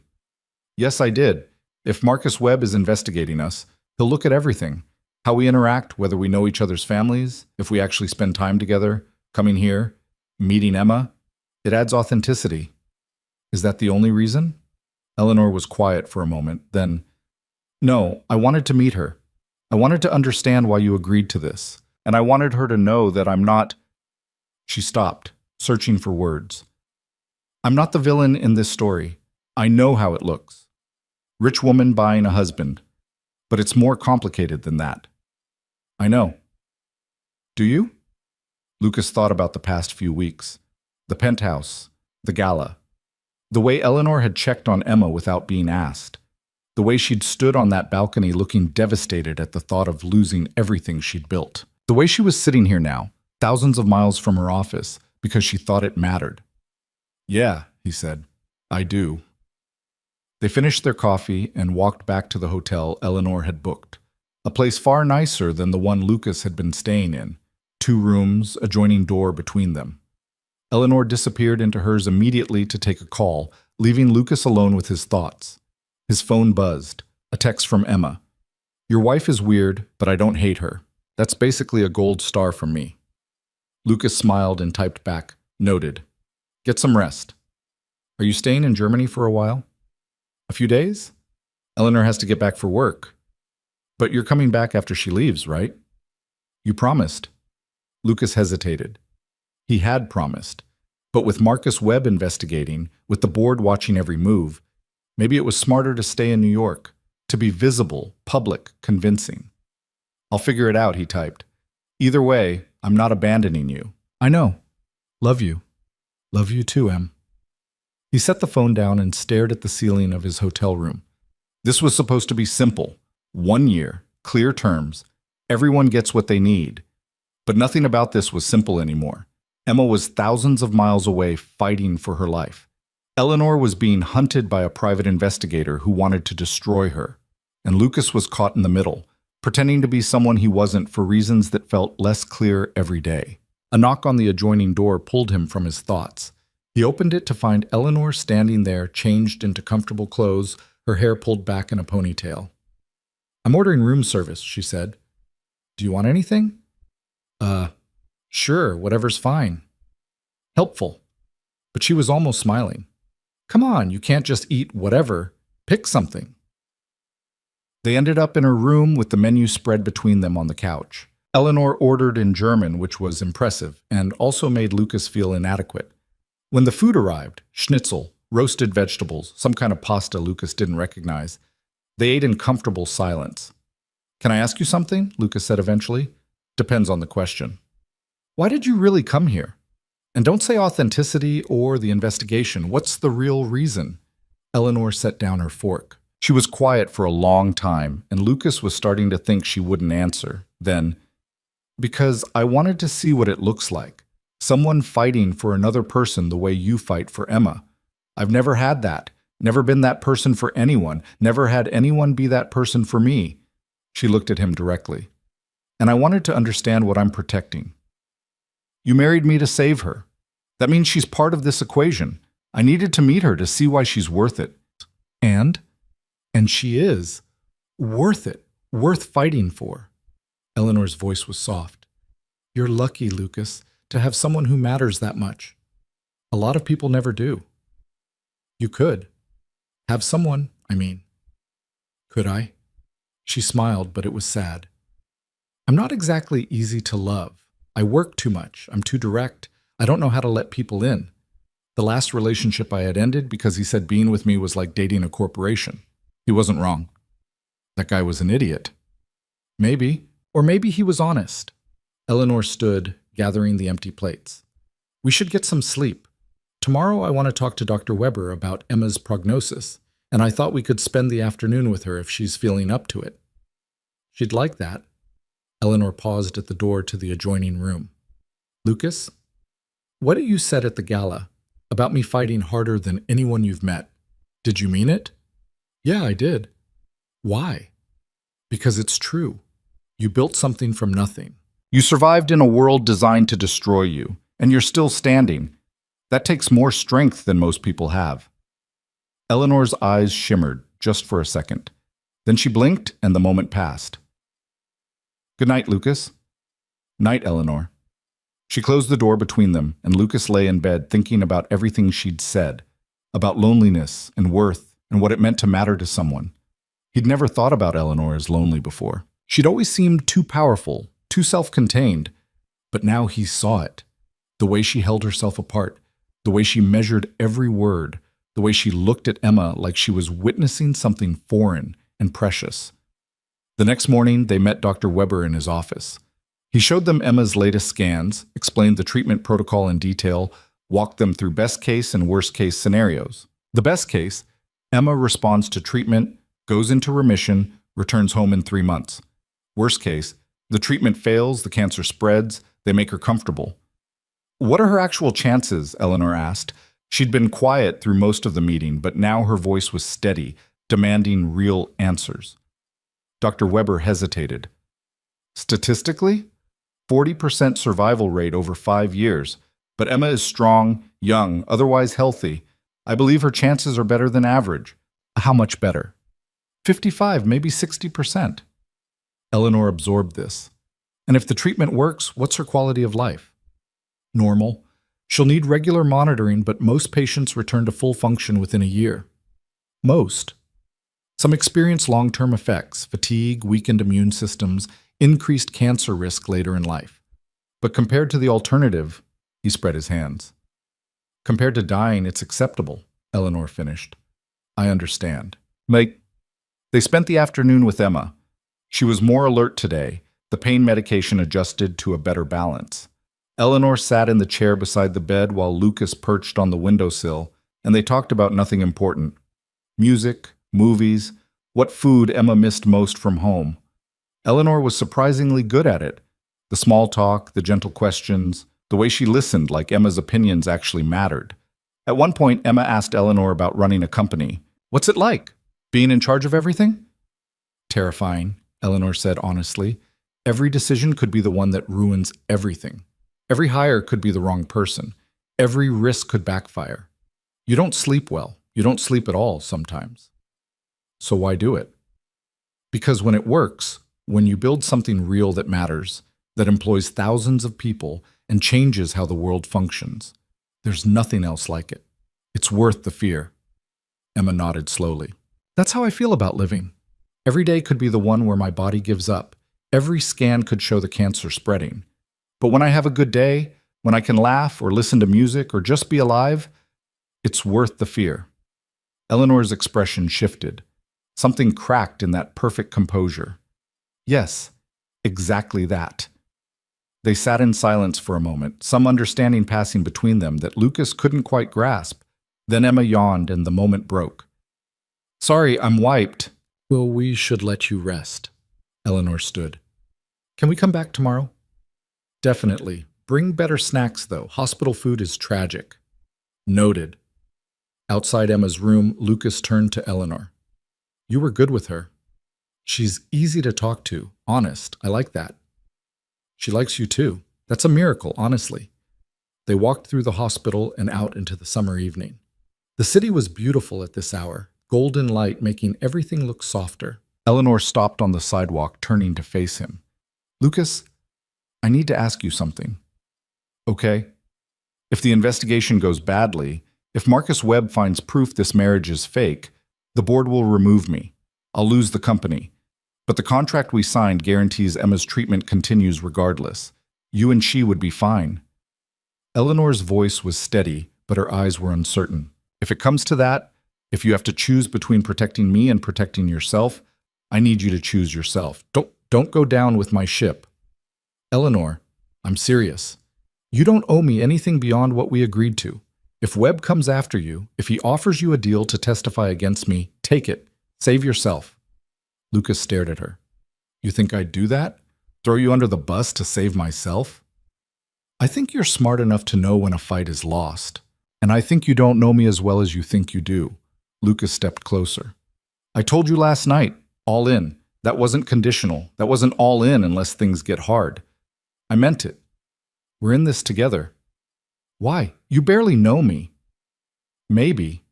But I know you came to Germany to meet my sister. I know you sat with her for 3 hours today, making her laugh when she's terrified. I know you work yourself to death because you're afraid of being seen as weak. And I know you deserve better than everyone around you trying to destroy what you've built. He met her eyes. So no. I'm not taking any deal. I'm not testifying against you. We face whatever comes next together, or not at all. Eleanor looked at him for a long moment. Then, slowly, she smiled. Not her corporate smile, not her polite smile. A real one, small and genuine and surprised. Okay, she said quietly. Together. They walked back to the hotel as the sun set over Frankfurt, and something between them had shifted again. Not much. Just enough to matter. The next 3 days passed in a strange sort of rhythm. Mornings with Emma, afternoons working, Eleanor on her laptop taking calls, Lucas researching treatment options and managing Emma's care coordination. Evenings they spent together, usually over dinner, talking about everything and nothing. Eleanor told him about growing up in Boston, about her father's company failing, about clawing her way to the top through pure stubbornness. Lucas told her about raising Emma, about dropping out of college, about all the jobs he'd worked just to keep them afloat. They didn't talk about the investigation, didn't talk about what would happen when they got back to New York. Just existed in this bubble where they could be almost normal. On the fourth night, Eleanor's phone rang at 11 p.m. She answered, listened for 30 seconds, and went pale. When? She asked. Then, I'll be on the next flight. She hung up and looked at Lucas. We need to go home. Now. What happened? Robert called an emergency board meeting. Tomorrow at 2 p.m. He says he has evidence that our marriage is fraudulent. He's moving to have me removed as CEO. Lucas's stomach dropped. Evidence? What evidence? I don't know, but Marcus Webb has been investigating for 2 weeks. He must have found something.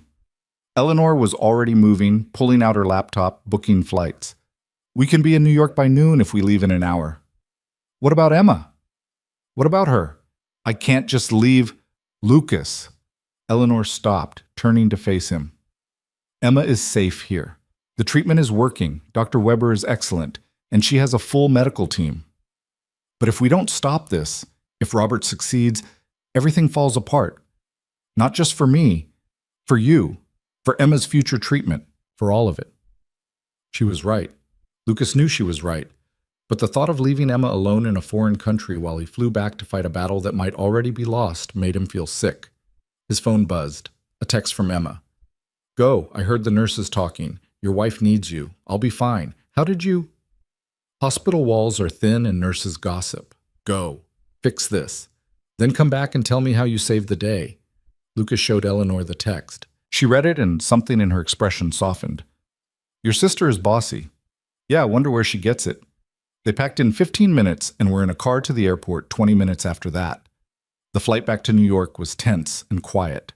Eleanor worked the entire time, preparing for the meeting, coordinating with lawyers, reviewing every detail of their arrangement for weaknesses. Lucas sat beside her feeling useless, trying to think of something, anything, that could help. As they descended into JFK, Eleanor finally closed her laptop and turned to him. No matter what happens today, she said quietly, thank you, for trying, for standing with me. It means more than you know. We're not done fighting yet. Maybe not. But just in case, thank you. The car was waiting when they landed. They drove straight to Voss Industries, arriving at 1:30 p.m. The building felt different today, hostile, like everyone knew what was coming. Diana met them in the lobby, her face grim. They're waiting in the executive conference room, all 12 board members. Robert has lawyers with him. Of course he does. Eleanor's voice was ice again. All business, no emotion. The armor was back. Lucas, you should wait in my office. No, I'm coming with you. This isn't your fight. Yes, it is. We're in this together, remember? All in. He took her hand, threading their fingers together. Let's go show them we're not going down without a fight. Eleanor looked at their joined hands, then at him. Then she nodded. Together, she said. They walked into the conference room side by side, and 12 pairs of eyes turned to watch them. Robert sat at the head of the table, Marcus Webb beside him, looking smug. This was it. The moment everything either held together or fell completely apart. Lucas squeezed Eleanor's hand once. She squeezed back. Then they stepped forward to face whatever came next. Robert didn't stand when they entered. He just smiled, the kind of smile that said he'd already won and was enjoying watching them realize it. Eleanor, Mr. Reed, thank you for joining us on such short notice. He gestured to 2 empty chairs across from him. Please, sit. Eleanor remained standing. Let's skip the pleasantries, Robert. You called this meeting. State your business. Very well. Robert opened a folder in front of him. Over the past 2 weeks, I've had concerns about the legitimacy of your marriage. So I hired Mr. Webb here to investigate. He nodded toward Marcus, who looked exactly as smug as Lucas remembered. What he found is quite troubling. I'm sure it is, Eleanor said coolly, considering you paid him to find something. The truth isn't a commodity, Ms. Voss. It simply is. Marcus stood, pulling out his own folder. Mr. Reed, 3 weeks before your marriage, you were 2 months behind on rent. Your bank account had a balance of $73. You were researching payday loan services and had visited 3 different loan sharks in Queens. Then, 3 days after meeting Ms. Voss, you were married. Your sister's medical expenses, all $380,000 of them, were suddenly covered. You moved into a penthouse worth $8 million. All of your financial problems disappeared overnight. Lucas's jaw tightened. So what? People's circumstances change. Not like this. Not this fast. Unless there's a transaction involved. Marcus pulled out a photograph and slid it across the table. This is you, Mr. Reed, at McHale's bar in Hell's Kitchen, the night you met Ms. Voss. Security camera footage shows you alone, drinking heavily, visibly distressed. Then Ms. Voss arrives at 11:47 p.m. She sits beside you. You talk for approximately 40 minutes. Then you leave together. We met at a bar, Eleanor said. That's not a crime. No, but the timing is interesting. That same night, Ms. Voss had just learned that the board was considering the merger, the one that would dilute her controlling stake. She needed something to change the optics. And conveniently, she found a desperate man with a dying sister. Marcus's voice was clinical, factual. 3 days later, you're married. No engagement, no courtship, no witnesses except strangers. You filed the certificate at 9 a.m. on a Tuesday. Most people getting married for love don't do it like filing taxes. Catherine Whitmore shifted uncomfortably in her chair. Eleanor, is this true? The timeline is accurate, Eleanor said carefully, but the interpretation is not. Then explain it, Robert said. Explain how this isn't exactly what it looks like, a business arrangement disguised as a marriage. Eleanor opened her mouth, but Lucas spoke first. You want the truth? Fine. Here it is. He looked around the table, meeting each board member's eyes. 3 weeks ago, my sister was dying. I tried everything. Loans, fundraising, selling everything I owned. Nothing was enough. I was out of options. So yeah, I went to a bar and got drunk because I didn't know what else to do. Lucas? Eleanor's voice was warning. No, they want the truth. They get it. He turned back to the board. Eleanor did approach me that night. She did offer me a deal. Marriage for a year in exchange for funding Emma's treatment. And I said yes because what choice did I have? Let my 16-year-old sister die, or agree to help someone who needed a husband for business reasons? That's not even a choice. Marcus smiled triumphantly. So you admit it. This marriage is a fraud. I admit it started as a transaction, Lucas said. But that's not what it is anymore. The room went silent. Robert leaned forward. Explain. Lucas glanced at Eleanor. She was watching him with an expression he couldn't read. Surprise, maybe, or fear. He'd just admitted the truth they'd been trying to hide. But there was no going back now. When I married Eleanor, I thought I knew what I was getting into. A year of pretending, playing a role, then walking away. Simple, clean. But it's not simple. Nothing about this has been simple. Lucas's voice was steady. I've watched her work 18-hour days because she's terrified of being seen as weak. I've seen her visit my sister in Germany when she didn't have to, sit with her for hours, make her laugh. I've seen who she is when the armor comes off, someone lonely and brilliant and so determined to prove she deserves what she's built that she's forgotten she already has. That's very touching, Robert said dryly, but it doesn't change the facts. This marriage began as fraud. Maybe it did, but fraud is about intent, right? About deception for gain. Lucas looked at Eleanor again. I'm not gaining anything from this except the chance to save my sister, and Eleanor's not deceiving anyone about who she is. She's exactly what you see, a CEO who's better at running a company than anyone in this room. The marriage might have started as strategy, but that doesn't make her less qualified to lead. It makes her a liar, Marcus said. She stood in front of this board and presented her marriage as genuine. That's fraud. That's grounds for removal. Is it? Lucas turned to face him directly. Because from where I'm standing, the only fraud here is you. You were hired to dig up dirt, so you twisted every fact to fit the story Robert wanted. Yeah, we met in a bar. Yeah, the timing was convenient. But you left out the part where Eleanor spent 3 days in Germany last week because she wanted to understand what she was fighting for. You left out the part where she learned my sister's favorite music and brought her the right kind of coffee. You left out every single thing that doesn't fit your narrative. Those are just details. No, those are the truth. And the truth is that this marriage might not look like what you expected, but it's real in the ways that matter. Lucas's hands were shaking, but his voice stayed steady. You want to remove Eleanor because she's inconvenient, because she's a woman who won't play by your rules, because she's better at this job than Robert ever was. The marriage is just an excuse. Robert's face darkened. That's absurd. Is it? Because I've read the merger proposal. Eleanor's against it because it's bad for the company long term, but you're for it because you've got stock options that pay out if it goes through. This isn't about protecting Voss Industries. It's about your bank account. How dare you, but Robert. Catherine's voice cut through the rising argument. Is that true? Do you have financial interest in the merger? That's irrelevant to. It's entirely relevant. If you're using this marriage investigation to force Eleanor out so the merger proceeds, that's a conflict of interest. Catherine looked around the table. I think we need to examine Robert's motivations here before we make any decisions about Eleanor's position. Several board members nodded. Robert's face went red. This is ridiculous. We're here to discuss Eleanor's fraud, not my investments. Actually, Eleanor said quietly, we're here because you called an emergency meeting to remove me as CEO. But Lucas is right. This was never about the marriage. It was about you wanting control of a company you haven't earned. I've been on this board for 15 years, and in those 15 years, you've opposed every major innovation I've implemented. Cloud infrastructure, AI integration, the European expansion, you voted against all of it. If you'd had your way, this company would still be selling mid-tier software to small businesses instead of being a global leader. Eleanor's voice was cold and precise. You don't want to lead Voss Industries, Robert. You want to sell it piece by piece until there's nothing left but your profit margin. That's defamatory.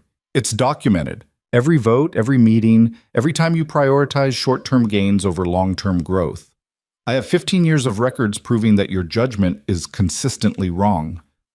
Eleanor pulled out her own folder, sliding it across the table. I came prepared too. Want to discuss your track record? Robert stared at the folder, then at Eleanor. For the first time since they'd entered the room, he looked uncertain. Marcus cleared his throat. The marriage is still fraudulent, regardless of Mr. Hawthorne's motivations. Is it? Catherine picked up the folder Eleanor had provided, scanning the contents. Because according to this marriage certificate, it's legally valid. And according to New York state law, the only grounds for annulment are force, fraud, in the inducement of marriage, or lack of capacity. Mr. Reed clearly had capacity. There was no force. And fraud in the inducement requires that one party deceive the other about something fundamental, which isn't the case here since both parties openly acknowledge the arrangement. They admit it's fake. They admit it began as a mutual agreement. That's not the same as fraud. Catherine set down the folder. I'm not a lawyer, but but I suspect if this went to court, it would be very difficult to prove illegality. Unusual, yes. Unconventional, absolutely. But illegal, I doubt it. Another board member spoke up. Thomas Chen, who ran the company's Asian operations. I agree with Catherine. I don't love that Eleanor wasn't forthcoming about the circumstances of her marriage, but that's a personal matter. Her professional performance is exemplary. Revenue is up 32% since last year. Employee satisfaction is at an all-time high. The European expansion is exceeding projections. Why would we remove a CEO who's succeeding in every measurable way? Because integrity matters, Robert said, but his voice lacked conviction now. Integrity. Eleanor laughed, sharp and bitter. You want to talk about integrity? You hired a private investigator to stalk my husband. You called an emergency meeting to humiliate me in front of the entire board. You've spent 2 weeks trying to destroy my reputation because I won't rubber stamp a merger that benefits you personally. And you're lecturing me about integrity? Robert stood abruptly. I've heard enough. We're voting. All in favor of removing Eleanor Voss as CEO based on fraudulent marriage and conflict of interest. His hand went up. Marcus, who wasn't even a board member, started to raise his hand too, then realized he had no vote and lowered it, looking embarrassed. No one else moved. Robert looked around the table in disbelief. You can't be serious. She admitted it. The marriage is fake. The marriage is unconventional, Catherine corrected. But Mr. Reed is right. What they do in their personal lives isn't our business unless it affects company performance. And it hasn't. If anything, Eleanor's been more focused since the wedding. This is insane. No, Robert. What's insane is trying to oust the best CEO this company has ever had because you don't like that she won't do what you want. Catherine stood. I move that we table this discussion indefinitely and return to actual business matters. Seconded, Thomas said immediately. All in favor? 11 hands went up. Only Robert stayed down. Motion carries. Catherine looked at Robert. I think you should consider resigning from the board, Robert. This has been a massive waste of everyone's time and resources, and frankly, your judgment is compromised. Robert's face was purple now. He grabbed his folder and Marcus's arm. This isn't over, Eleanor. Yes, Eleanor said quietly. It is. Robert stormed out, Marcus following. The door slammed behind them. For a moment, no one spoke. Then Catherine smiled. Well, that was dramatic. A few board members laughed, tension breaking. Eleanor remained standing, her posture perfect, but Lucas could see her hands shaking. Thank you, she said to the board. I know this situation is unusual. I should have been more transparent about my personal circumstances. But I promise you, my commitment to this company is unwavering. We know, Thomas said. You've proven that every day for 15 years. Just maybe next time you need a husband. Give us a heads up. More laughter. Eleanor almost smiled. Noted. The board members started filing out, several stopping to shake Lucas's hand or murmur congratulations to Eleanor. Catherine was the last to leave. She paused at the door. For what it's worth, Eleanor, I hope it works out. The marriage, I mean. You deserve to be happy, not just successful. Then she was gone, and Lucas and Eleanor were alone in the conference room. Eleanor sat down heavily, all the tension draining out of her at once. I can't believe that worked. I can't believe I just told your entire board the truth. That was incredibly stupid. I know, but it was also the only option. Lucas sat beside her. Marcus was going to prove it anyway. At least this way we controlled the narrative. We could have both been destroyed. But we weren't. Eleanor looked at him, really looked at him. Why did you do that? You could have stayed quiet. Let me handle it. But you stood up and defended me knowing it could cost you everything. Because you needed someone to. Lucas shrugged. And because what I said was true. This started as a transaction, but it's not anymore. At least not for me. What is it then? Lucas thought about the past month. The gala where he'd told Robert that Eleanor's armor was protection, not coldness. The coffee shop in Frankfurt where she'd admitted she was lonely. The hospital where she'd sat with Emma talking about fear and worth. All the small moments where the ice had cracked and he'd seen the person underneath. I don't know, he said honestly. But it's something real. Eleanor was quiet for a long moment. Then she reached out and took his hand, threading their fingers together like she had when they walked into this room. "I need to tell you something," she said quietly. "After the gala, after Marcus approached you, I had my lawyers draw up dissolution papers. I was going to end the marriage, release you from the contract, let you walk away before this destroyed you." Lucas's chest tightened. "Why didn't you?" "Because you said we were all in, and then you flew to Germany with me. And you stood in that hospital room while my sister told me I was weird, and you didn't laugh or defend me. You just let it happen. You let me be part of your life." Eleanor's voice cracked slightly. "No one's ever done that before. Let me in. I didn't know how to ask you to stay, so I just didn't give you the papers." "Eleanor, I'm not good at this. At people, at feelings, at any of it. I know how to run a company. I know how to make decisions and execute strategy and win. But I don't know how to—" She stopped, searching for words. "I don't know how to tell you that somewhere in the past month this stopped being fake for me too." Lucas stared at her. Her perfect composure was completely gone now. She just looked scared and honest and human. "Say something," she whispered. He leaned forward and kissed her. It wasn't planned, wasn't calculated. Just a sudden, desperate need to show her what he couldn't figure out how to say. Eleanor made a small, surprised sound, then kissed him back. Her hand came up to his face, gentle and tentative, like she wasn't sure she was allowed to touch him. When they pulled apart, they were both breathing hard. "Okay," Eleanor said shakily. "That was okay. Yeah. We should probably talk about what this means." Probably. But neither of them moved. They just sat there, foreheads pressed together, hands still linked. Outside the conference room, the office was returning to normal. People going about their business, unaware that two people had just admitted something neither of them fully understood yet. Lucas's phone buzzed. A text from Emma. "Did you save the day? Are you still married? Is your wife still a CEO? I need updates." He showed Eleanor the text. She laughed, a real laugh that made her eyes crinkle. "Your sister has terrible timing. She's 16. Terrible timing is her specialty." "What?" Lucas typed back. "Still married, still CEO. Everything's fine. Call you tonight." Fine? Fine is not a story. "Lucas, I need details. Later, I promise." He put the phone away and looked at Eleanor. "So, what now?" "Now we go back to work. I have about 600 emails and 3 meetings I missed while we were in Germany." Eleanor stood, straightening her clothes, pulling herself back together. The armor was returning piece by piece. "And you need to call Emma properly. She deserves more than text updates." "What about us? Are we just going back to how things were?" Eleanor paused at the door. "I don't think we can. Too much has changed." She looked back at him. "But maybe that's not a bad thing. Maybe we figure out what this is as we go." "No more separate bedrooms?" "That seems impractical now."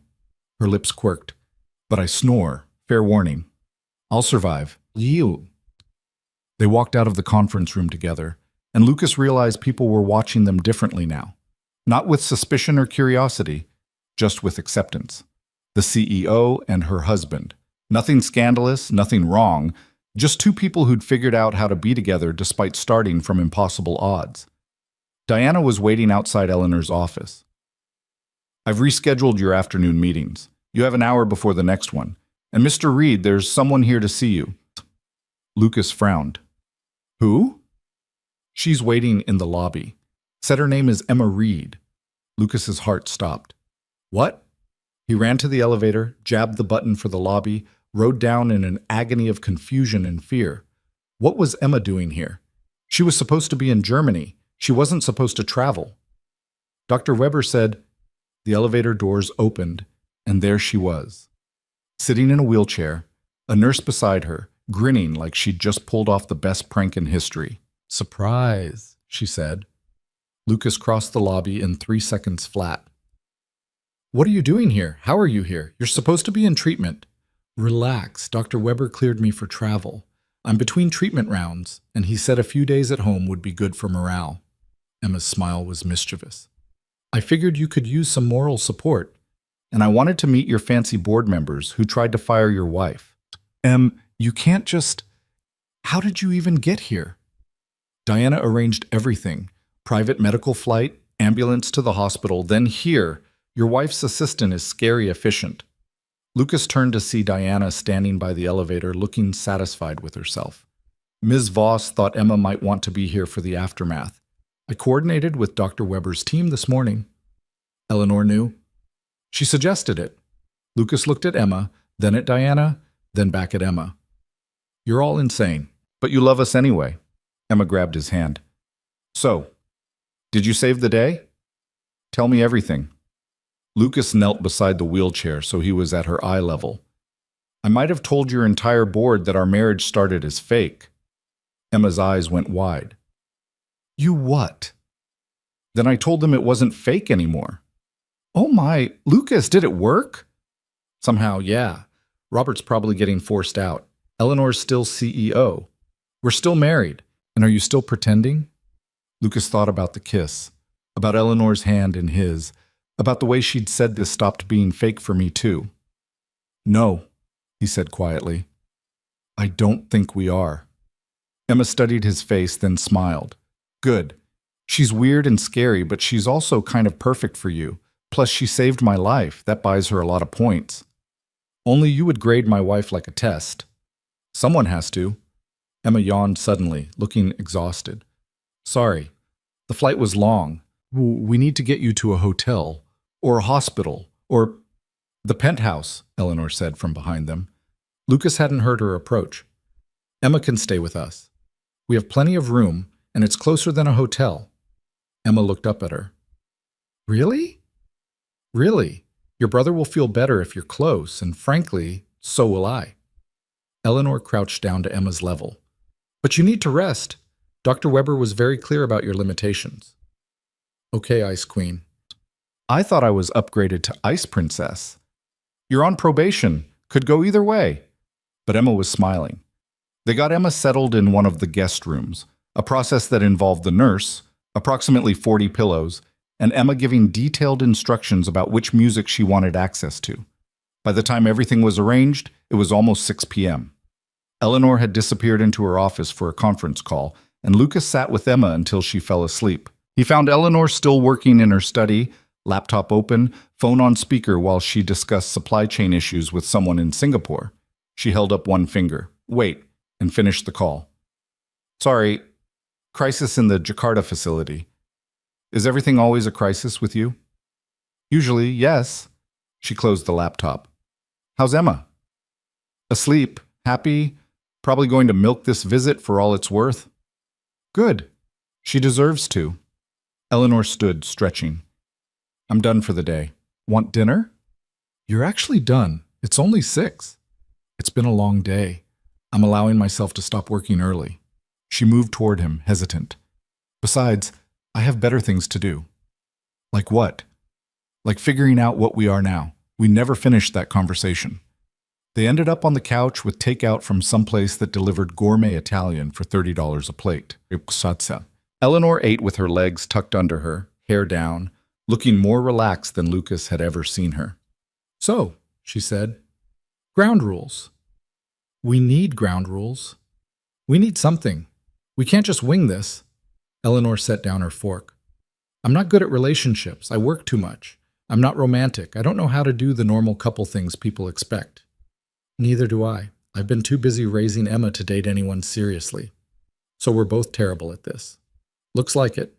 Then I guess we figure it out together. Eleanor reached for his hand. No more separate bedrooms. We try to actually be married instead of just looking married. We tell each other the truth, even when it's hard. And we remember that we're on the same team. I can do that. Lucas squeezed her hand. But I have one rule too. What? No more pushing me away when things get hard. We deal with problems together. No secret dissolution papers, no protecting me from consequences, none of that. If we're doing this, we're actually doing it. Eleanor looked at their joined hands for a long moment. That's going to be hard for me. I'm used to handling everything alone. I know, but you don't have to anymore. She nodded slowly. Okay. Together. Together. They finished dinner and talked until almost midnight. About work, about Emma's treatment schedule, about what the next few months would look like. It was normal and strange and comfortable all at once, like they were finally becoming the people they'd been pretending to be. When Lucas finally stood to go to bed, Eleanor stood too. "My room or yours?" she asked. "Yours is bigger." Fair point. They walked down the hallway to Eleanor's wing, and Lucas realized this was actually happening. They were sharing a bedroom, sharing a life, choosing each other not because they had to, but because they wanted to. Eleanor changed in the bathroom while Lucas stood awkwardly by the bed, suddenly nervous. When she came out in pajamas, actual pajamas, not some silk thing he'd expected, she looked just as nervous. "This is weird," she said. "Yeah. Good weird or bad weird?" "Don't know yet." They got into bed on opposite sides, careful not to touch, both staring at the ceiling. The silence stretched until Lucas couldn't stand it anymore. "Do you actually snore?" "I have no idea. No one's ever told me." "So you lied." I panicked. Eleanor turned on her side to face him. "I don't know how to do this, Lucas. The vulnerable thing, the letting someone in thing, I'm going to be bad at it." "Then be bad at it. I don't care." He rolled toward her. "I'm not expecting perfect. I'm just expecting honest." "I can do honest." "Then we're fine." They lay there facing each other in the dark, and slowly, carefully, Eleanor reached out and took his hand again. Like she needed the connection but wasn't sure it was allowed. Lucas held on. "For what it's worth," Eleanor said quietly, "I'm glad it was you, that night in the bar. I'm glad I found you and not someone else." "Me too. Even though I basically bought you? You saved Emma. Everything else is just details." Eleanor was quiet for a moment. Then, "I love her already. Your sister. She's exactly the kind of person the world needs more of, brave and stubborn and real. When she gets better, when this is all over, I want to help her. College, career, whatever she wants. Not because of our arrangement, because she deserves it." Lucas felt his throat tighten. "You don't have to." "I know, but I want to. She's family now, your family, which makes her mine too." Eleanor's voice was soft in the darkness. "I've never had family before, not really. It's terrifying. Welcome to the club." They fell asleep like that, hands linked, facing each other in the dark. And for the first time in longer than Lucas could remember, he wasn't afraid of what tomorrow would bring. The next 3 months passed faster than seemed possible. Emma completed her treatment in Germany and came home in September, cancer-free and determined to make up for lost time. She enrolled in online high school classes, started writing articles for a teen health blog, and moved into the penthouse full-time because hotels are depressing and you guys have that huge TV. Eleanor and Lucas settled into something that resembled a real marriage. They had dinner together most nights. They argued about stupid things like whether the thermostat should be set to 72 or 74. They fell asleep tangled together and woke up to alarms that were always too early. It wasn't perfect. Eleanor still worked too much. Lucas still worried too much. But it was real. In October, the board officially forced Robert Hawthorne to resign after an internal investigation revealed he'd been using company resources for personal investments. Marcus Webb disappeared, presumably to investigate someone else's life. The merger proposal was voted down 11-1, and Voss Industries stock jumped 8% on the news. Emma gained weight, her hair started growing back, and her laugh returned, loud and frequent and completely inappropriate. She started calling Eleanor Ellie just to annoy her, and Eleanor pretended to hate it, but Lucas noticed she'd started answering to it. In December, almost exactly 1 year after Lucas had woken up in a penthouse he didn't recognize, the contract officially expired.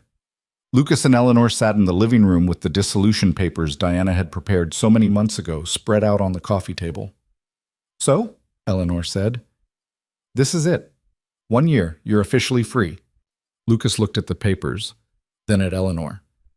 "What if I don't want to be free?" "Then don't sign." "What about you? Do you want me to sign?" Eleanor was quiet for a long moment. Then she picked up the papers, walked to the fireplace, and dropped them in. They caught fire immediately, curling and blackening. "I think that answers your question," she said.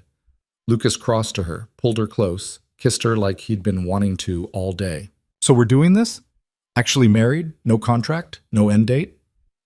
Looks like it. Eleanor smiled against his mouth. Think you can handle being married to me permanently? I survived a year. I can probably manage longer. Probably? Let me check with Emma first. She has opinions about everything. As if summoned, Emma appeared in the doorway, holding her phone. I heard my name. Are you two being gross again? We're destroying legal documents, Eleanor said. Very serious business. Emma looked at the burning papers, then at them, then grinned. Oh my God, you're keeping him. Ellie, you're such a sap. Don't call me that. Too late. It's locked in now. Emma crossed to them, inserting herself between them in a hug. So I guess you're officially my sister now. Not fake sister, real sister.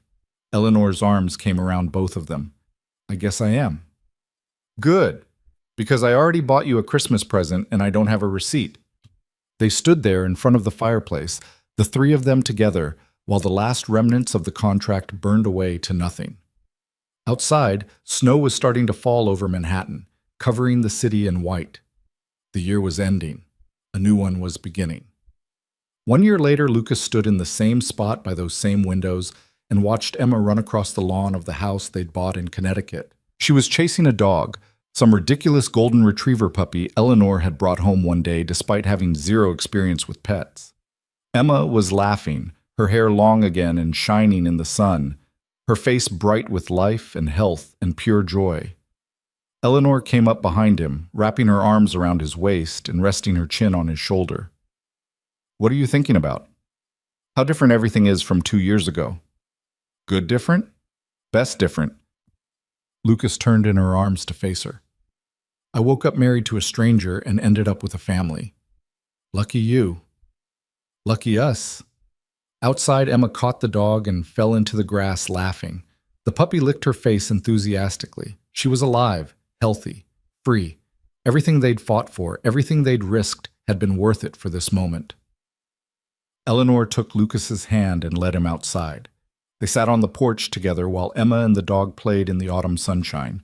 The city was an hour away, the penthouse was sold, and life had become something neither of them had expected, something better. I love you, Eleanor said quietly. I don't think I've actually said that out loud yet. You haven't, but I knew. How? Because you learned what Led Zeppelin was for Emma. Because you stopped working at 9 p.m. so we could have dinner together. Because you cried when Emma's scans came back clean. Lucas kissed her temple. Because you chose us over everything else. That's how I knew. I love you too, Emma called from the lawn, completely shameless. In case anyone was wondering, both of you, even though you're weird and gross together. You're supposed to pretend you can't hear us, Eleanor called back. I have super hearing. It's a post-cancer superpower. Emma stood, brushing grass off her jeans. Come on, losers, let's walk to the lake. The dog needs exercise, and I need to remind you both that I'm the best thing that ever happened to your marriage. She's not wrong, Lucas said quietly. No, Eleanor agreed. She's not. They walked down to the lake together, the three of them plus the ridiculous puppy. And Lucas thought about that night 2 years ago when he'd made a deal with a stranger to save his sister's life. He thought it was a sacrifice. A year of his freedom traded for Emma's future. But it hadn't been a sacrifice at all. It had been the beginning of everything that mattered. He'd woken up married to a stranger and found a partner. Found family. Found home. Sometimes the best things in life started with the worst decisions. Sometimes desperate choices led to unexpected grace. And sometimes the person you married for all the wrong reasons turned out to be exactly who you needed all along. Lucas took Eleanor's hand as they walked, and she squeezed back, that simple gesture that had come to mean everything. Together. That's what they'd promised that night on the balcony. Together through investigations and board meetings and cancer treatments and fear and hope and all the messy, complicated, beautiful parts of building a life. And together was exactly what they'd be. Not because a contract said so, not because circumstances forced them, but because they chose it. Every single day they chose each other. That was the real happy ending. Not perfection, not ease, just choice and love. And Emma running ahead with a ridiculous puppy, shouting for them to hurry up, laughing like she had forever ahead of her, which, finally, beautifully, she did.